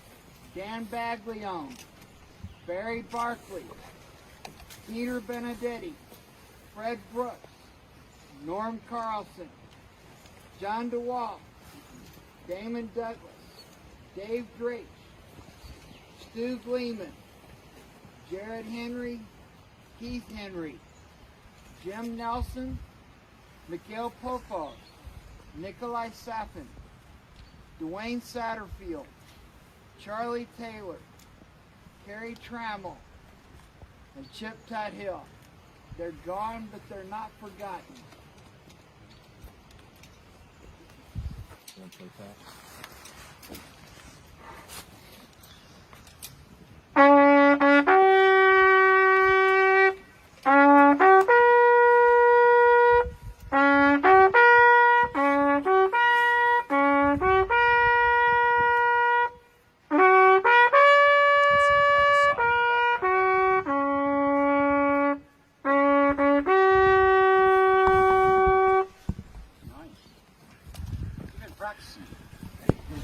That's the one you always get right. Here he goes. This was at 7:54 this morning. Cigarette is lit. There's Guillaume, there's Frozen Ed, there's John Kelly, Courtney right in the front there. You can see a handful of women as well. And there they are. They're off and running. We're watching this one more time. You can see all those flags. Super international year this year, with a lot of these folks waiting 2 or 3 years to toe the line. There they go. They are off in the, what is that, the clockwise direction as normal. Keep waiting for a counterclockwise start, but there's Alex Holt. Thank you, Alex Hull. Thank you to him for posting that. So awesome. All right. Thank you for letting us know about that. People asking, is Courtney running? Definitely. She's out there, as you just saw. Uh-oh. Alex Hull also posted, Marina got the starting number 1, which is the sacrificial virgin. And Jasmine Paris also out there, of course. Do we know about Jared Campbell? I don't think he is running this year. I'd prefer to see Jamil out there, but I'm sure your coverage is going to be great. Yeah, I just, honestly, I had no plans of doing this. But yesterday, I was thinking it's maybe the least I can do, or in lieu of being out there this year. Of course, I'm sad, disappointed not to be out there, but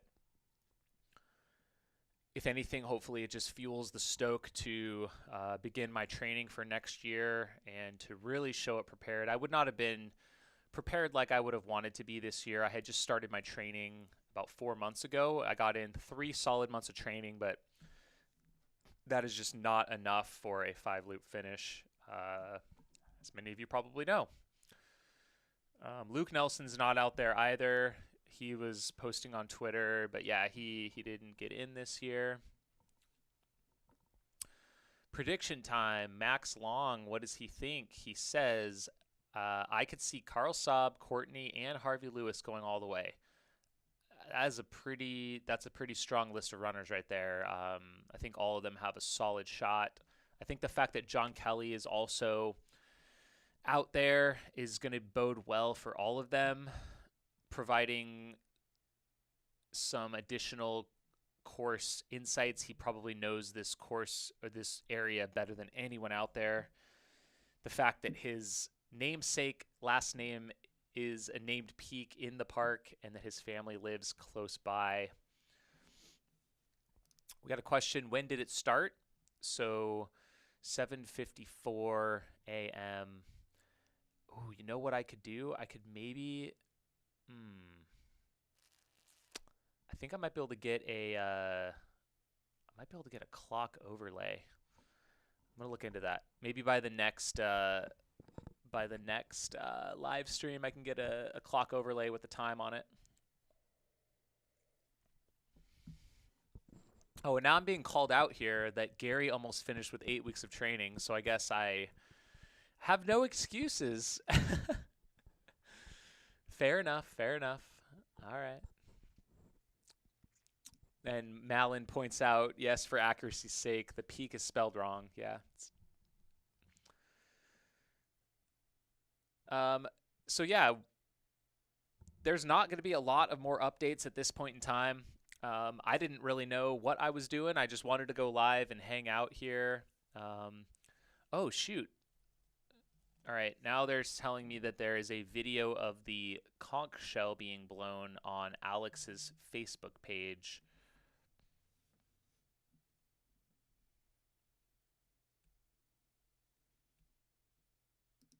So I'm going to go find that now.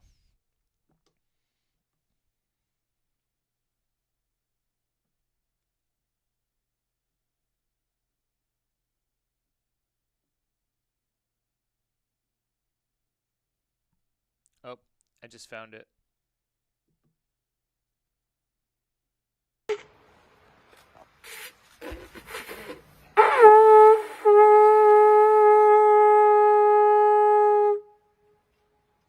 Oh, that gives me chills every time. Hey.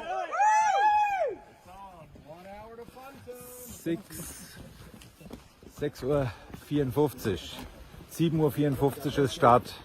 So, bis später. All right. And then let's see. Alex has a few other photos here. Looks like he is supporting Marina, bib number 1. So here we go. We got some images from Alex Hull on Facebook. Okay, there is the watch. So the race provides watches now. In the past, you could wear, well, you could not wear GPS watches for a long time. I think back in like 2012 when like John Figvaresi ran, I think you were allowed to wear an altimeter watch. You could at least know what elevation you were at. And then they moved to, you can only have like a very simple like Timex style watch, to now this race provided watch. I think he gets these from Walmart.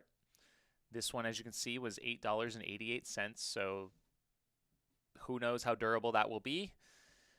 But it is set to Barkley time. So if you see on here, the watch is, well, at least it's water resistant. That's awesome.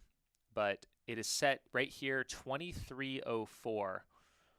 So when that hits 24, that is going to be the starting cigarette.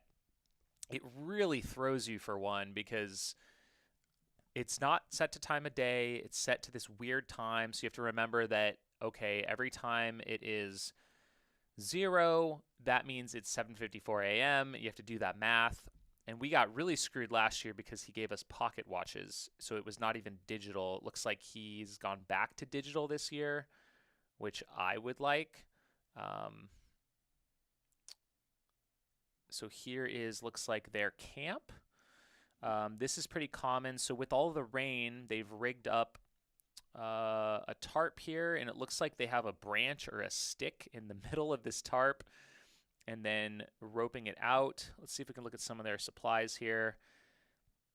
They got some Coca-Cola. They got some Sierra Nevada beer, some juice, lots of different soda bottles. Yeah, it's a typical camp. A typical camp at the Barkley. It looks like breakfast is being made here. You're basically camping out. Because of the unknown start time, you're forced to camp. Here's another shot. And they're looking like they're having a good time there.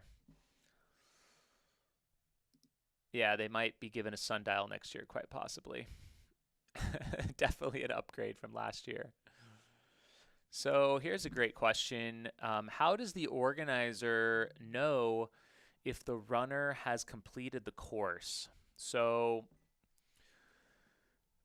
that is why we have the book pages. So you'll see as runners come back into camp, they have to provide the pages to Laz, and you get your bib number. So I don't know if anyone posted their actual bib number. Oh, looks like we might have some updates from Courtney's here. Oh yeah, here we go. Let's see what this is. Oh, so we got the Barkley Marathons have begun. The maps are all ready. The course was prepped, so it looks like that was rain from yesterday at 12:20 p.m. Looks like they got hit pretty hard with some rain. This is from Courtney's Instagram page. Their campsite looks like it was getting some heavy rain. And there is Kevin, our amazing crew.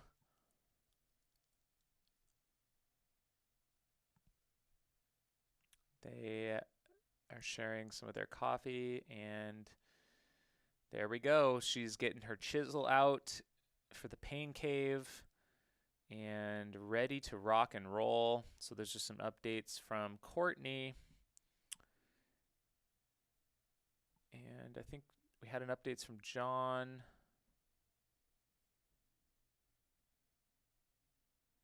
John Kelly, there might be some updates. We saw that one earlier, but some updates from John as we go. Here is his pack with the Ukrainian flag on it. He, of course, 2 years ago ran his own version of the Barkley when it got canceled. He happened to be in Tennessee when all of that was happening. So let's see here. Surprised they could use an altimeter watch. Well, that was like 10 years ago. Like, things have evolved quite a bit since then. Has the human sacrifice ever finished the first loop? I don't know the full history of that, but I think so. How many checkpoints are there? Just one? From year to year, anywhere from like 10 to 14 books are hidden out there. It just kind of rises and falls depending on the course that year.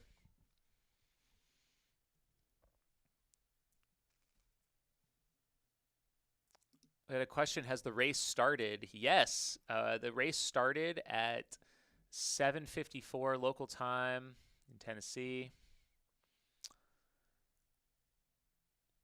And we're trying to stay in the loop here with what's happening. Like I said, there's not going to be a ton of information. We literally will not know anything until either a runner drops and comes back into camp or the first runners finish loop one. So the conch shell was blown at 6:54, and the cigarette was lit 1 hour later at 7:54.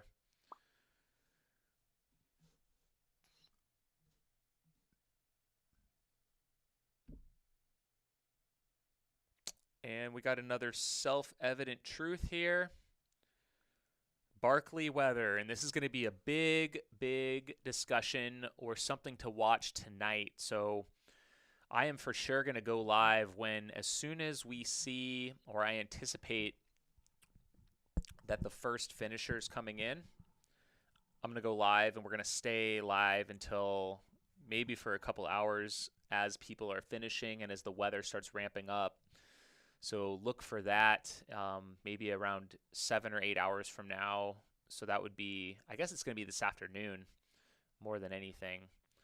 But self-evident truth number 2, Barkley weather will always happen. The successful Barker wastes little time and energy worrying about this and instead focuses on managing aspects within his control. So true. And yeah, we were talking about that. It was kind of unfolding earlier. There's a runner that started late this year. So if you're just tuning in and just realizing that the Barkley has started, of course, this is the earliest start date ever, as Amelia Boone is saying here. We're all worried about the weather, but it may actually be a benefit. Fewer storms are earlier in the spring. Interesting. But as we said tonight, there looks like there will be some rain in the forecast.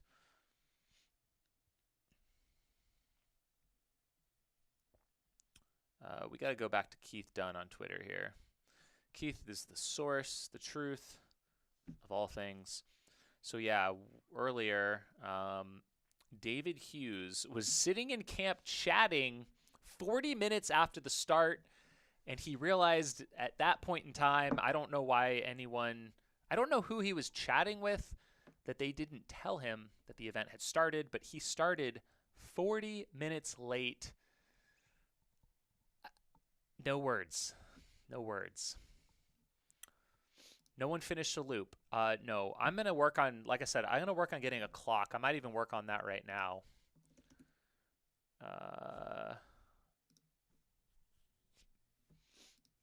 It might take me a minute to get that going.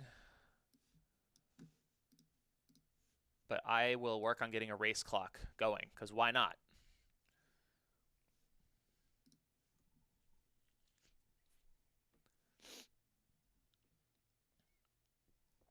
Let's see here. No way he did not hear the trumpet at the start. I kind of assume he decided to take it easy. I don't know. I just don't know. Yeah, like you would hear taps moments before the start. You would hear people cheering.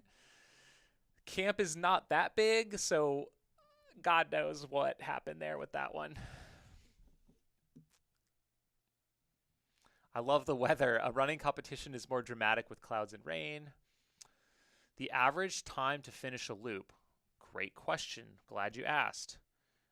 We can actually pull that up. So there is someone who's nice enough to make this cool spreadsheet with all the historical times. So last time the race was held was last year. We can see this was one of the slowest years last time. The course was extremely difficult. It rained all night. It was sloppy. We started at 2 or 3 in the morning.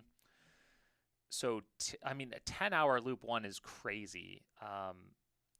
Some of the worst, it was just a really tough year. Really, really, really tough stuff. 10:21, but I would say let's go back. This is more typical. You're seeing people like in the 8 to 9 hour range. This was back in 2019. I did that one in 8:48 that year. John Kelly was first in 8:31. That was, I think, my fastest first loop. So I would expect, I mean, it could be even earlier.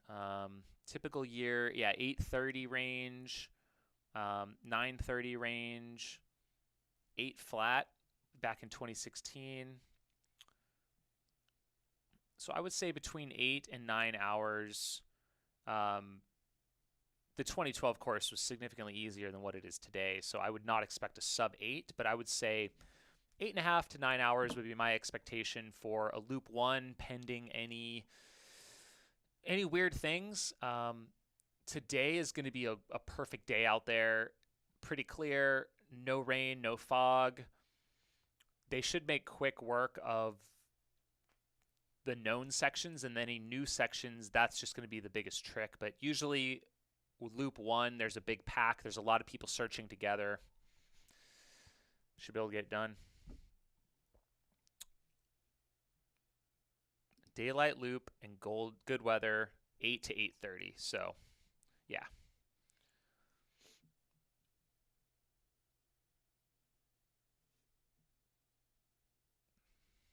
Katie Wright is there.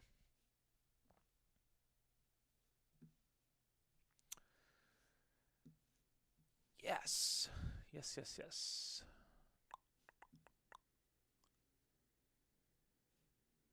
Composition.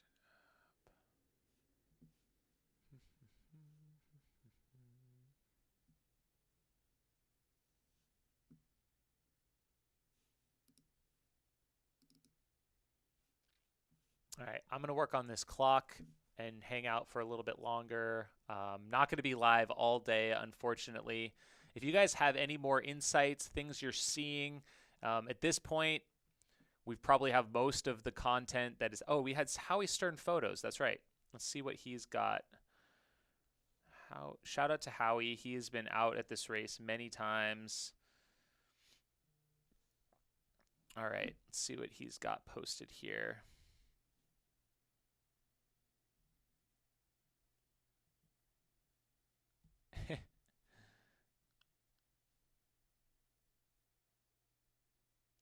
That's from Black Canyon. So he announced that the Barkley has started. Stay tuned for more. So Howie's going to be a great source for incredible imagery. Of course, you've got Maggie right there. She's out crewing John Kelly.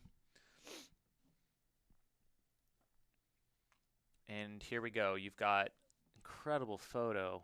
Man, look at that. Oh, sorry. You got Laz lighting that cigarette there. You see that puff of smoke.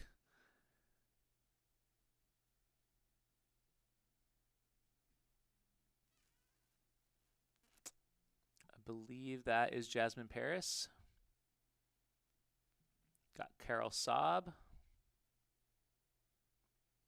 Guillaume Calmettes.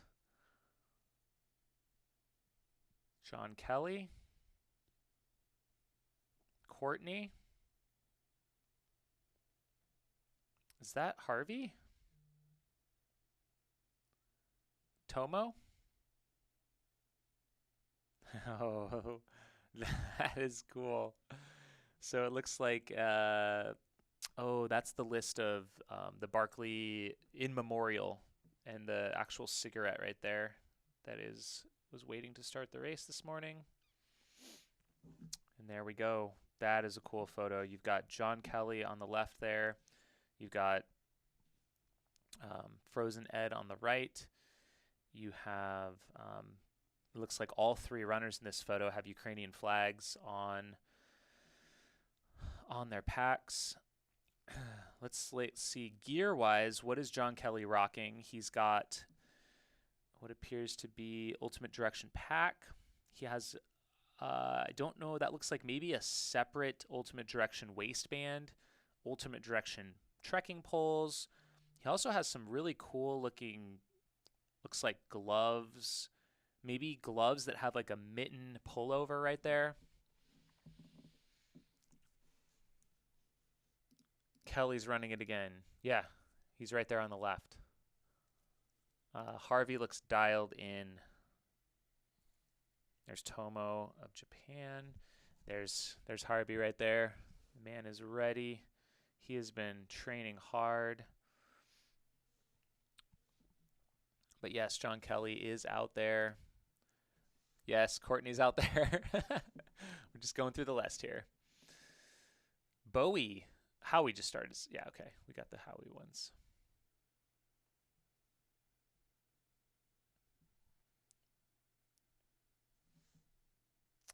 And let's see. Guillaume, man.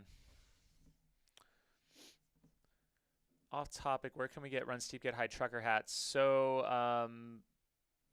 if you follow I think it might be the link in the description. It's on the Mountain Outpost Shopify site.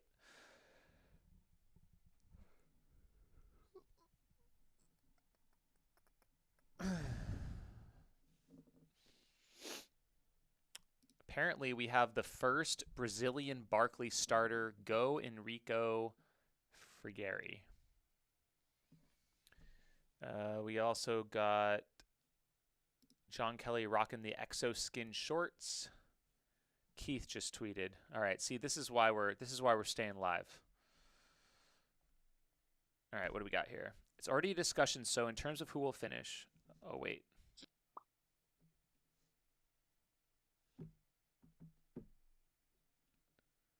He just said, thank you. Here it says, "You are welcome." That was his tweet. Okay.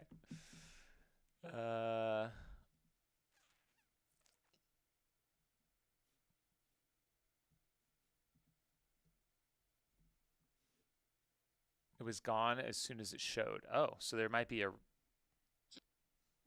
He might have had to repost it. So, oh, here we go.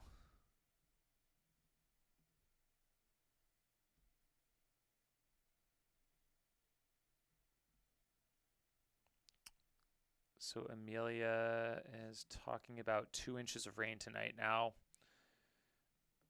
So yeah, it looks like that's going to be the story tonight is going to be the rain and the fog.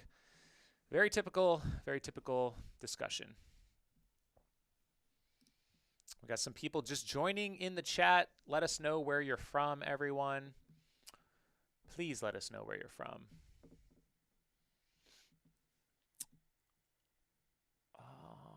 I'm going to now, I might as well stay live while I work on this clock.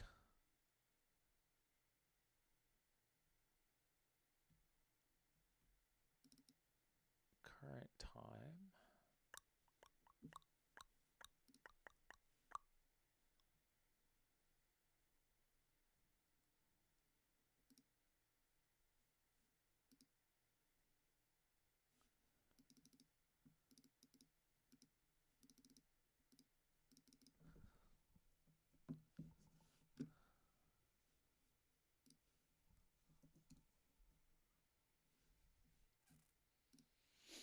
Let's see, 3,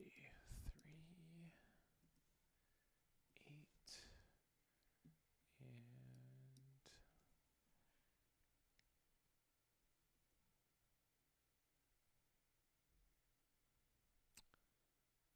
started at 6:54. So if it started, does that sound right? An hour and 20 minutes ago? I've been live for 2:13.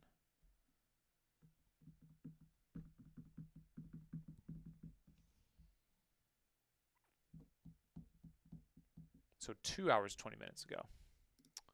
That sounds more like it.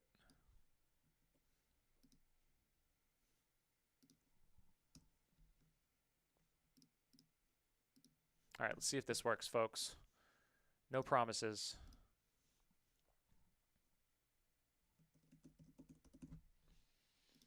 See how good I am at this technology thing.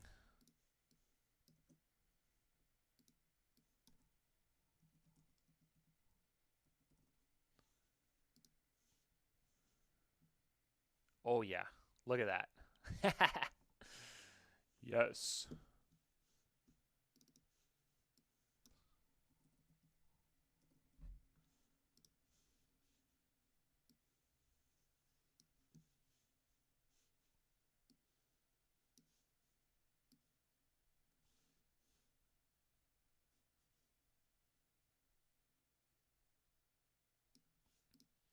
All right. Can you guys see that race? We got a race clock now. Oh, that's awesome. Okay. I'm way too excited about that. Now let me get it on my other. Yeah, that's pretty great. I guess we could put it on this screen too. Might as well. We've got some time to kill.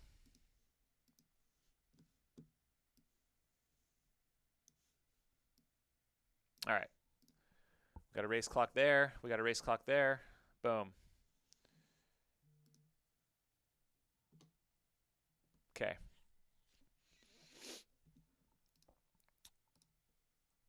We got Matt Felding. Nice clock.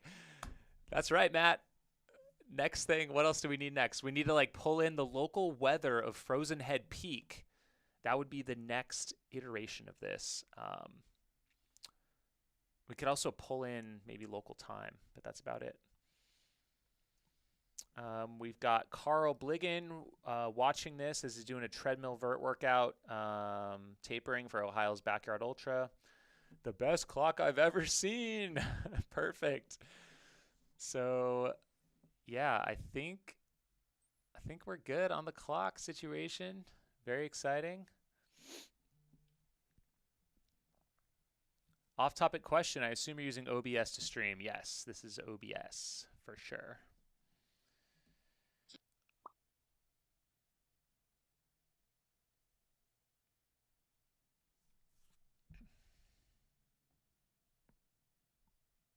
People are asking why I'm not running this year.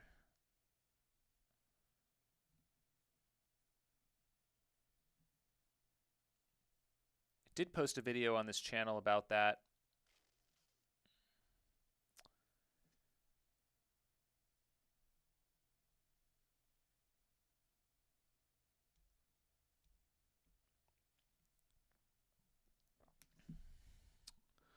So yeah, I literally, everyone who's tuning in right now, I did not have major plans to do this, but with me not being there this year, I wanted to take part in some way.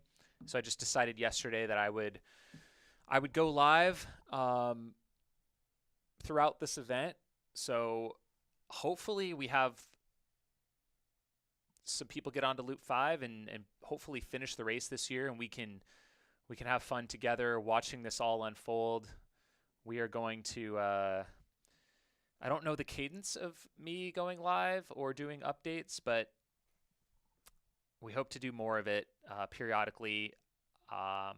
Absolutely going to be live this afternoon when those first folks are coming in. So as soon as I see the first tweet from Keith Dunn that says someone is in, I'm going to immediately go live, and we'll stay live hopefully through, in an ideal world, through like maybe the 12-hour cutoff, or maybe even the Loop 1 cutoff through 13:20, so we can get a full list of Loop 1 finishers.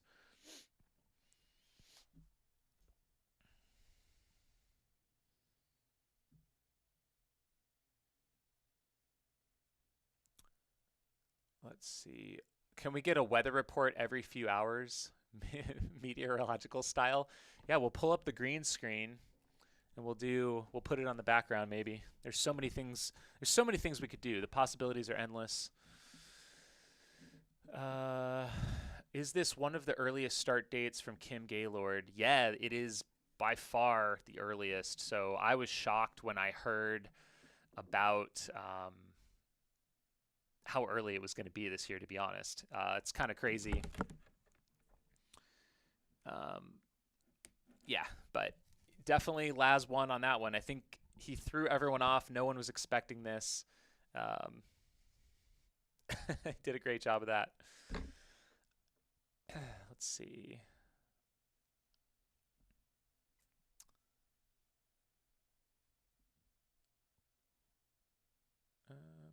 Fastest loop. So people did some research here. Brian Robinson 707 in 2008, and he finished. And I will say, just from my knowledge of what the course was then to what it was when I first ran in 2014 to what it is most recently as of last year, course has gotten significantly harder. Not trying to put just put it in perspective a little bit. It's definitely, I don't think anyone's going to be running a 707, considering last year the first times were like 10 hours. But I would think today, as we were kind of talking about it, I think we'll see maybe a plus or minus 8.5 hour lap. Could be as quick as 8. Could be as slow as 9 for the first runners. It's anyone's guess who's going to be in that lead pack, but I would guess Courtney Dauwalter, John Kelly, Carl Saab, Jasmine Paris, Guillaume Calmettes, probably missing some more. Harvey Lewis, I would think all those folks are going to be in that lead pack, sticking together, working together to try and find those books out there.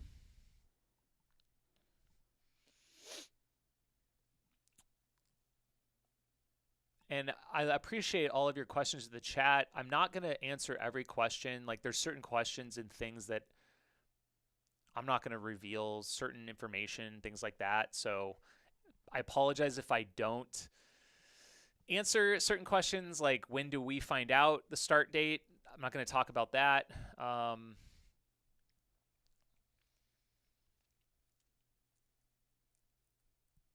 We do have some talk about the sacrificial virgin. This is something that I don't know if it's like an actual thing, but Laz sometimes will pick someone that maybe he doesn't think has a good shot, but he wants to, maybe because of their resume or their application, they talk a big game. He wants to see what they're made of, and they typically get bib number 1. So Marina Kolasa is apparently bib number 1. Maybe people are speculating she could be the human sacrifice this year. Anyone knows. We'll see how it plays out. Was your best year when you were out on loop 4? I mean, yeah, technically, 2015. Made it out onto loop 4. I could pull that up real quick for you. We can reminisce about the good old days, you know. So my first year of running the race was in 2014. I'm gonna have to go to full screen here. Oh, we need a clock on this page, don't we? Don't want to forget the clock. Let's add that real quick. Oh yeah, baby. Just slip that guy right down there. Okay, so this is my first year running the Barkley. This was a Jared Campbell finish number 2 year for him. And I, as you can see, was 4th. Basically, right up there on the first loop. So I came in with a pack of Jody, John, myself, and Alan Abs. There were some others with us, I think, Beverly Abs was also with us. We came in as a pack. I was like 3rd in. Jared was like an hour ahead of us all. He was crazy. God, his loop 2 split 17:49. That's so nuts. We came in after loop 2 altogether, 23:17. And then we got a fun run done in 39:55. So that was a great way to start the Barkley for me. Getting a fun run in year 1 is not easy to do. And then on to the next year. So this is John Kelly's first year. So him and I linked up together, and it looks like Alan and Beverly Abs were right ahead of us. So I was working with the Abs again. John Kelly was right there. And then me and John Kelly worked together from there. We linked up on the second loop. So I led that group in a pretty bad way. I botched a descent, looped around a mountain, and I was super embarrassed, did not do well at all. And then John Kelly and I separated from that group shortly after that next book, and we went on to run the rest of loop 2 and all of loop 3 together, except for the final descent. And I put like 15 minutes on him in the last mile. He was like completely destroyed. I went out on loop 4, completed loop 4, but way over the cutoff. I fell asleep in the woods. You guys have probably heard the story. So that's about it.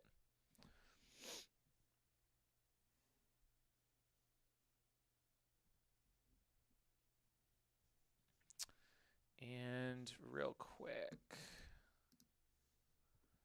let's go back to the screen. I do want to point out in the chat here, I had no idea the race was this early. I live in North Alabama. Should scoot up there and check it out. That is definitely not recommended. The race is not really open to spectators, so would encourage you not to do that and respect the race and the organization. They simply can't have a bunch of people showing up. So, I mean, obviously it's public knowledge now that the race is happening, but please be respectful if you can at all regards. Obviously, Frozen Head State Park is open to the public. You know, it's not closed for the event, but just please be respectful of the event. Just a quick shout out.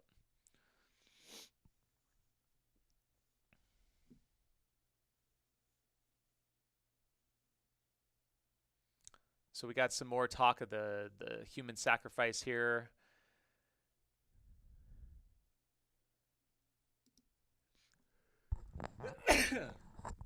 We got people talking about Kaz Williams finishing Loop 1 in 2018, potentially as the sacrificial virgin with 12 minutes to spare.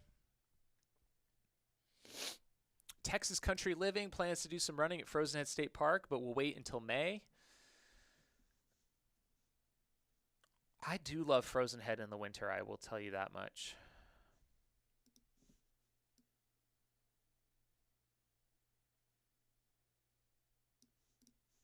Something special about it in the wintertime when there's not a lot of people around. We got the Florida Trail Running Podcast chiming in here. Barkley has plus or minus 67,000 feet of climb, more than any other 100-mile race, more than the 33,000 feet of Hard Rock, and the 45 of Nolan's. Jeff Garmeyer running it again. I did not see him out there, but I'm not entirely sure. He is running Cocodona again, which is pretty cool. And we got a hashtag Spicewood Trail. That is one of the trails, I believe, in Frozen Head State Park. Why is this event so difficult? So, I mean, there's a lot of factors. The weather, the off-trail, the fog, the navigation, the pure amount of climbing, the steepness, it all adds up and compounds one on top of the other.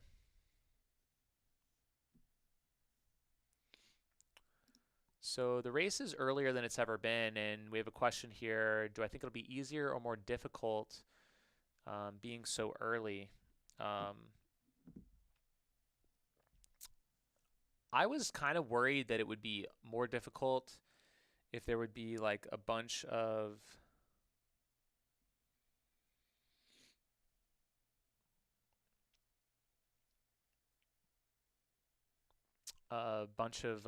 sorry. Let's see. What was I saying?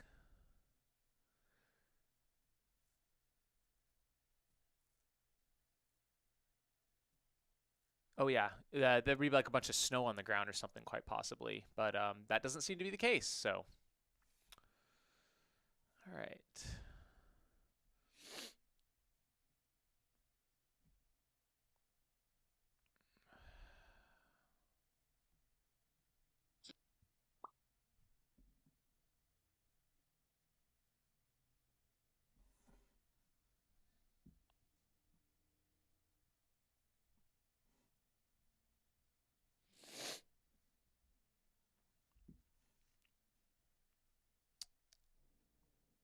See if we have anything else here from Keith. If not, we might come back later.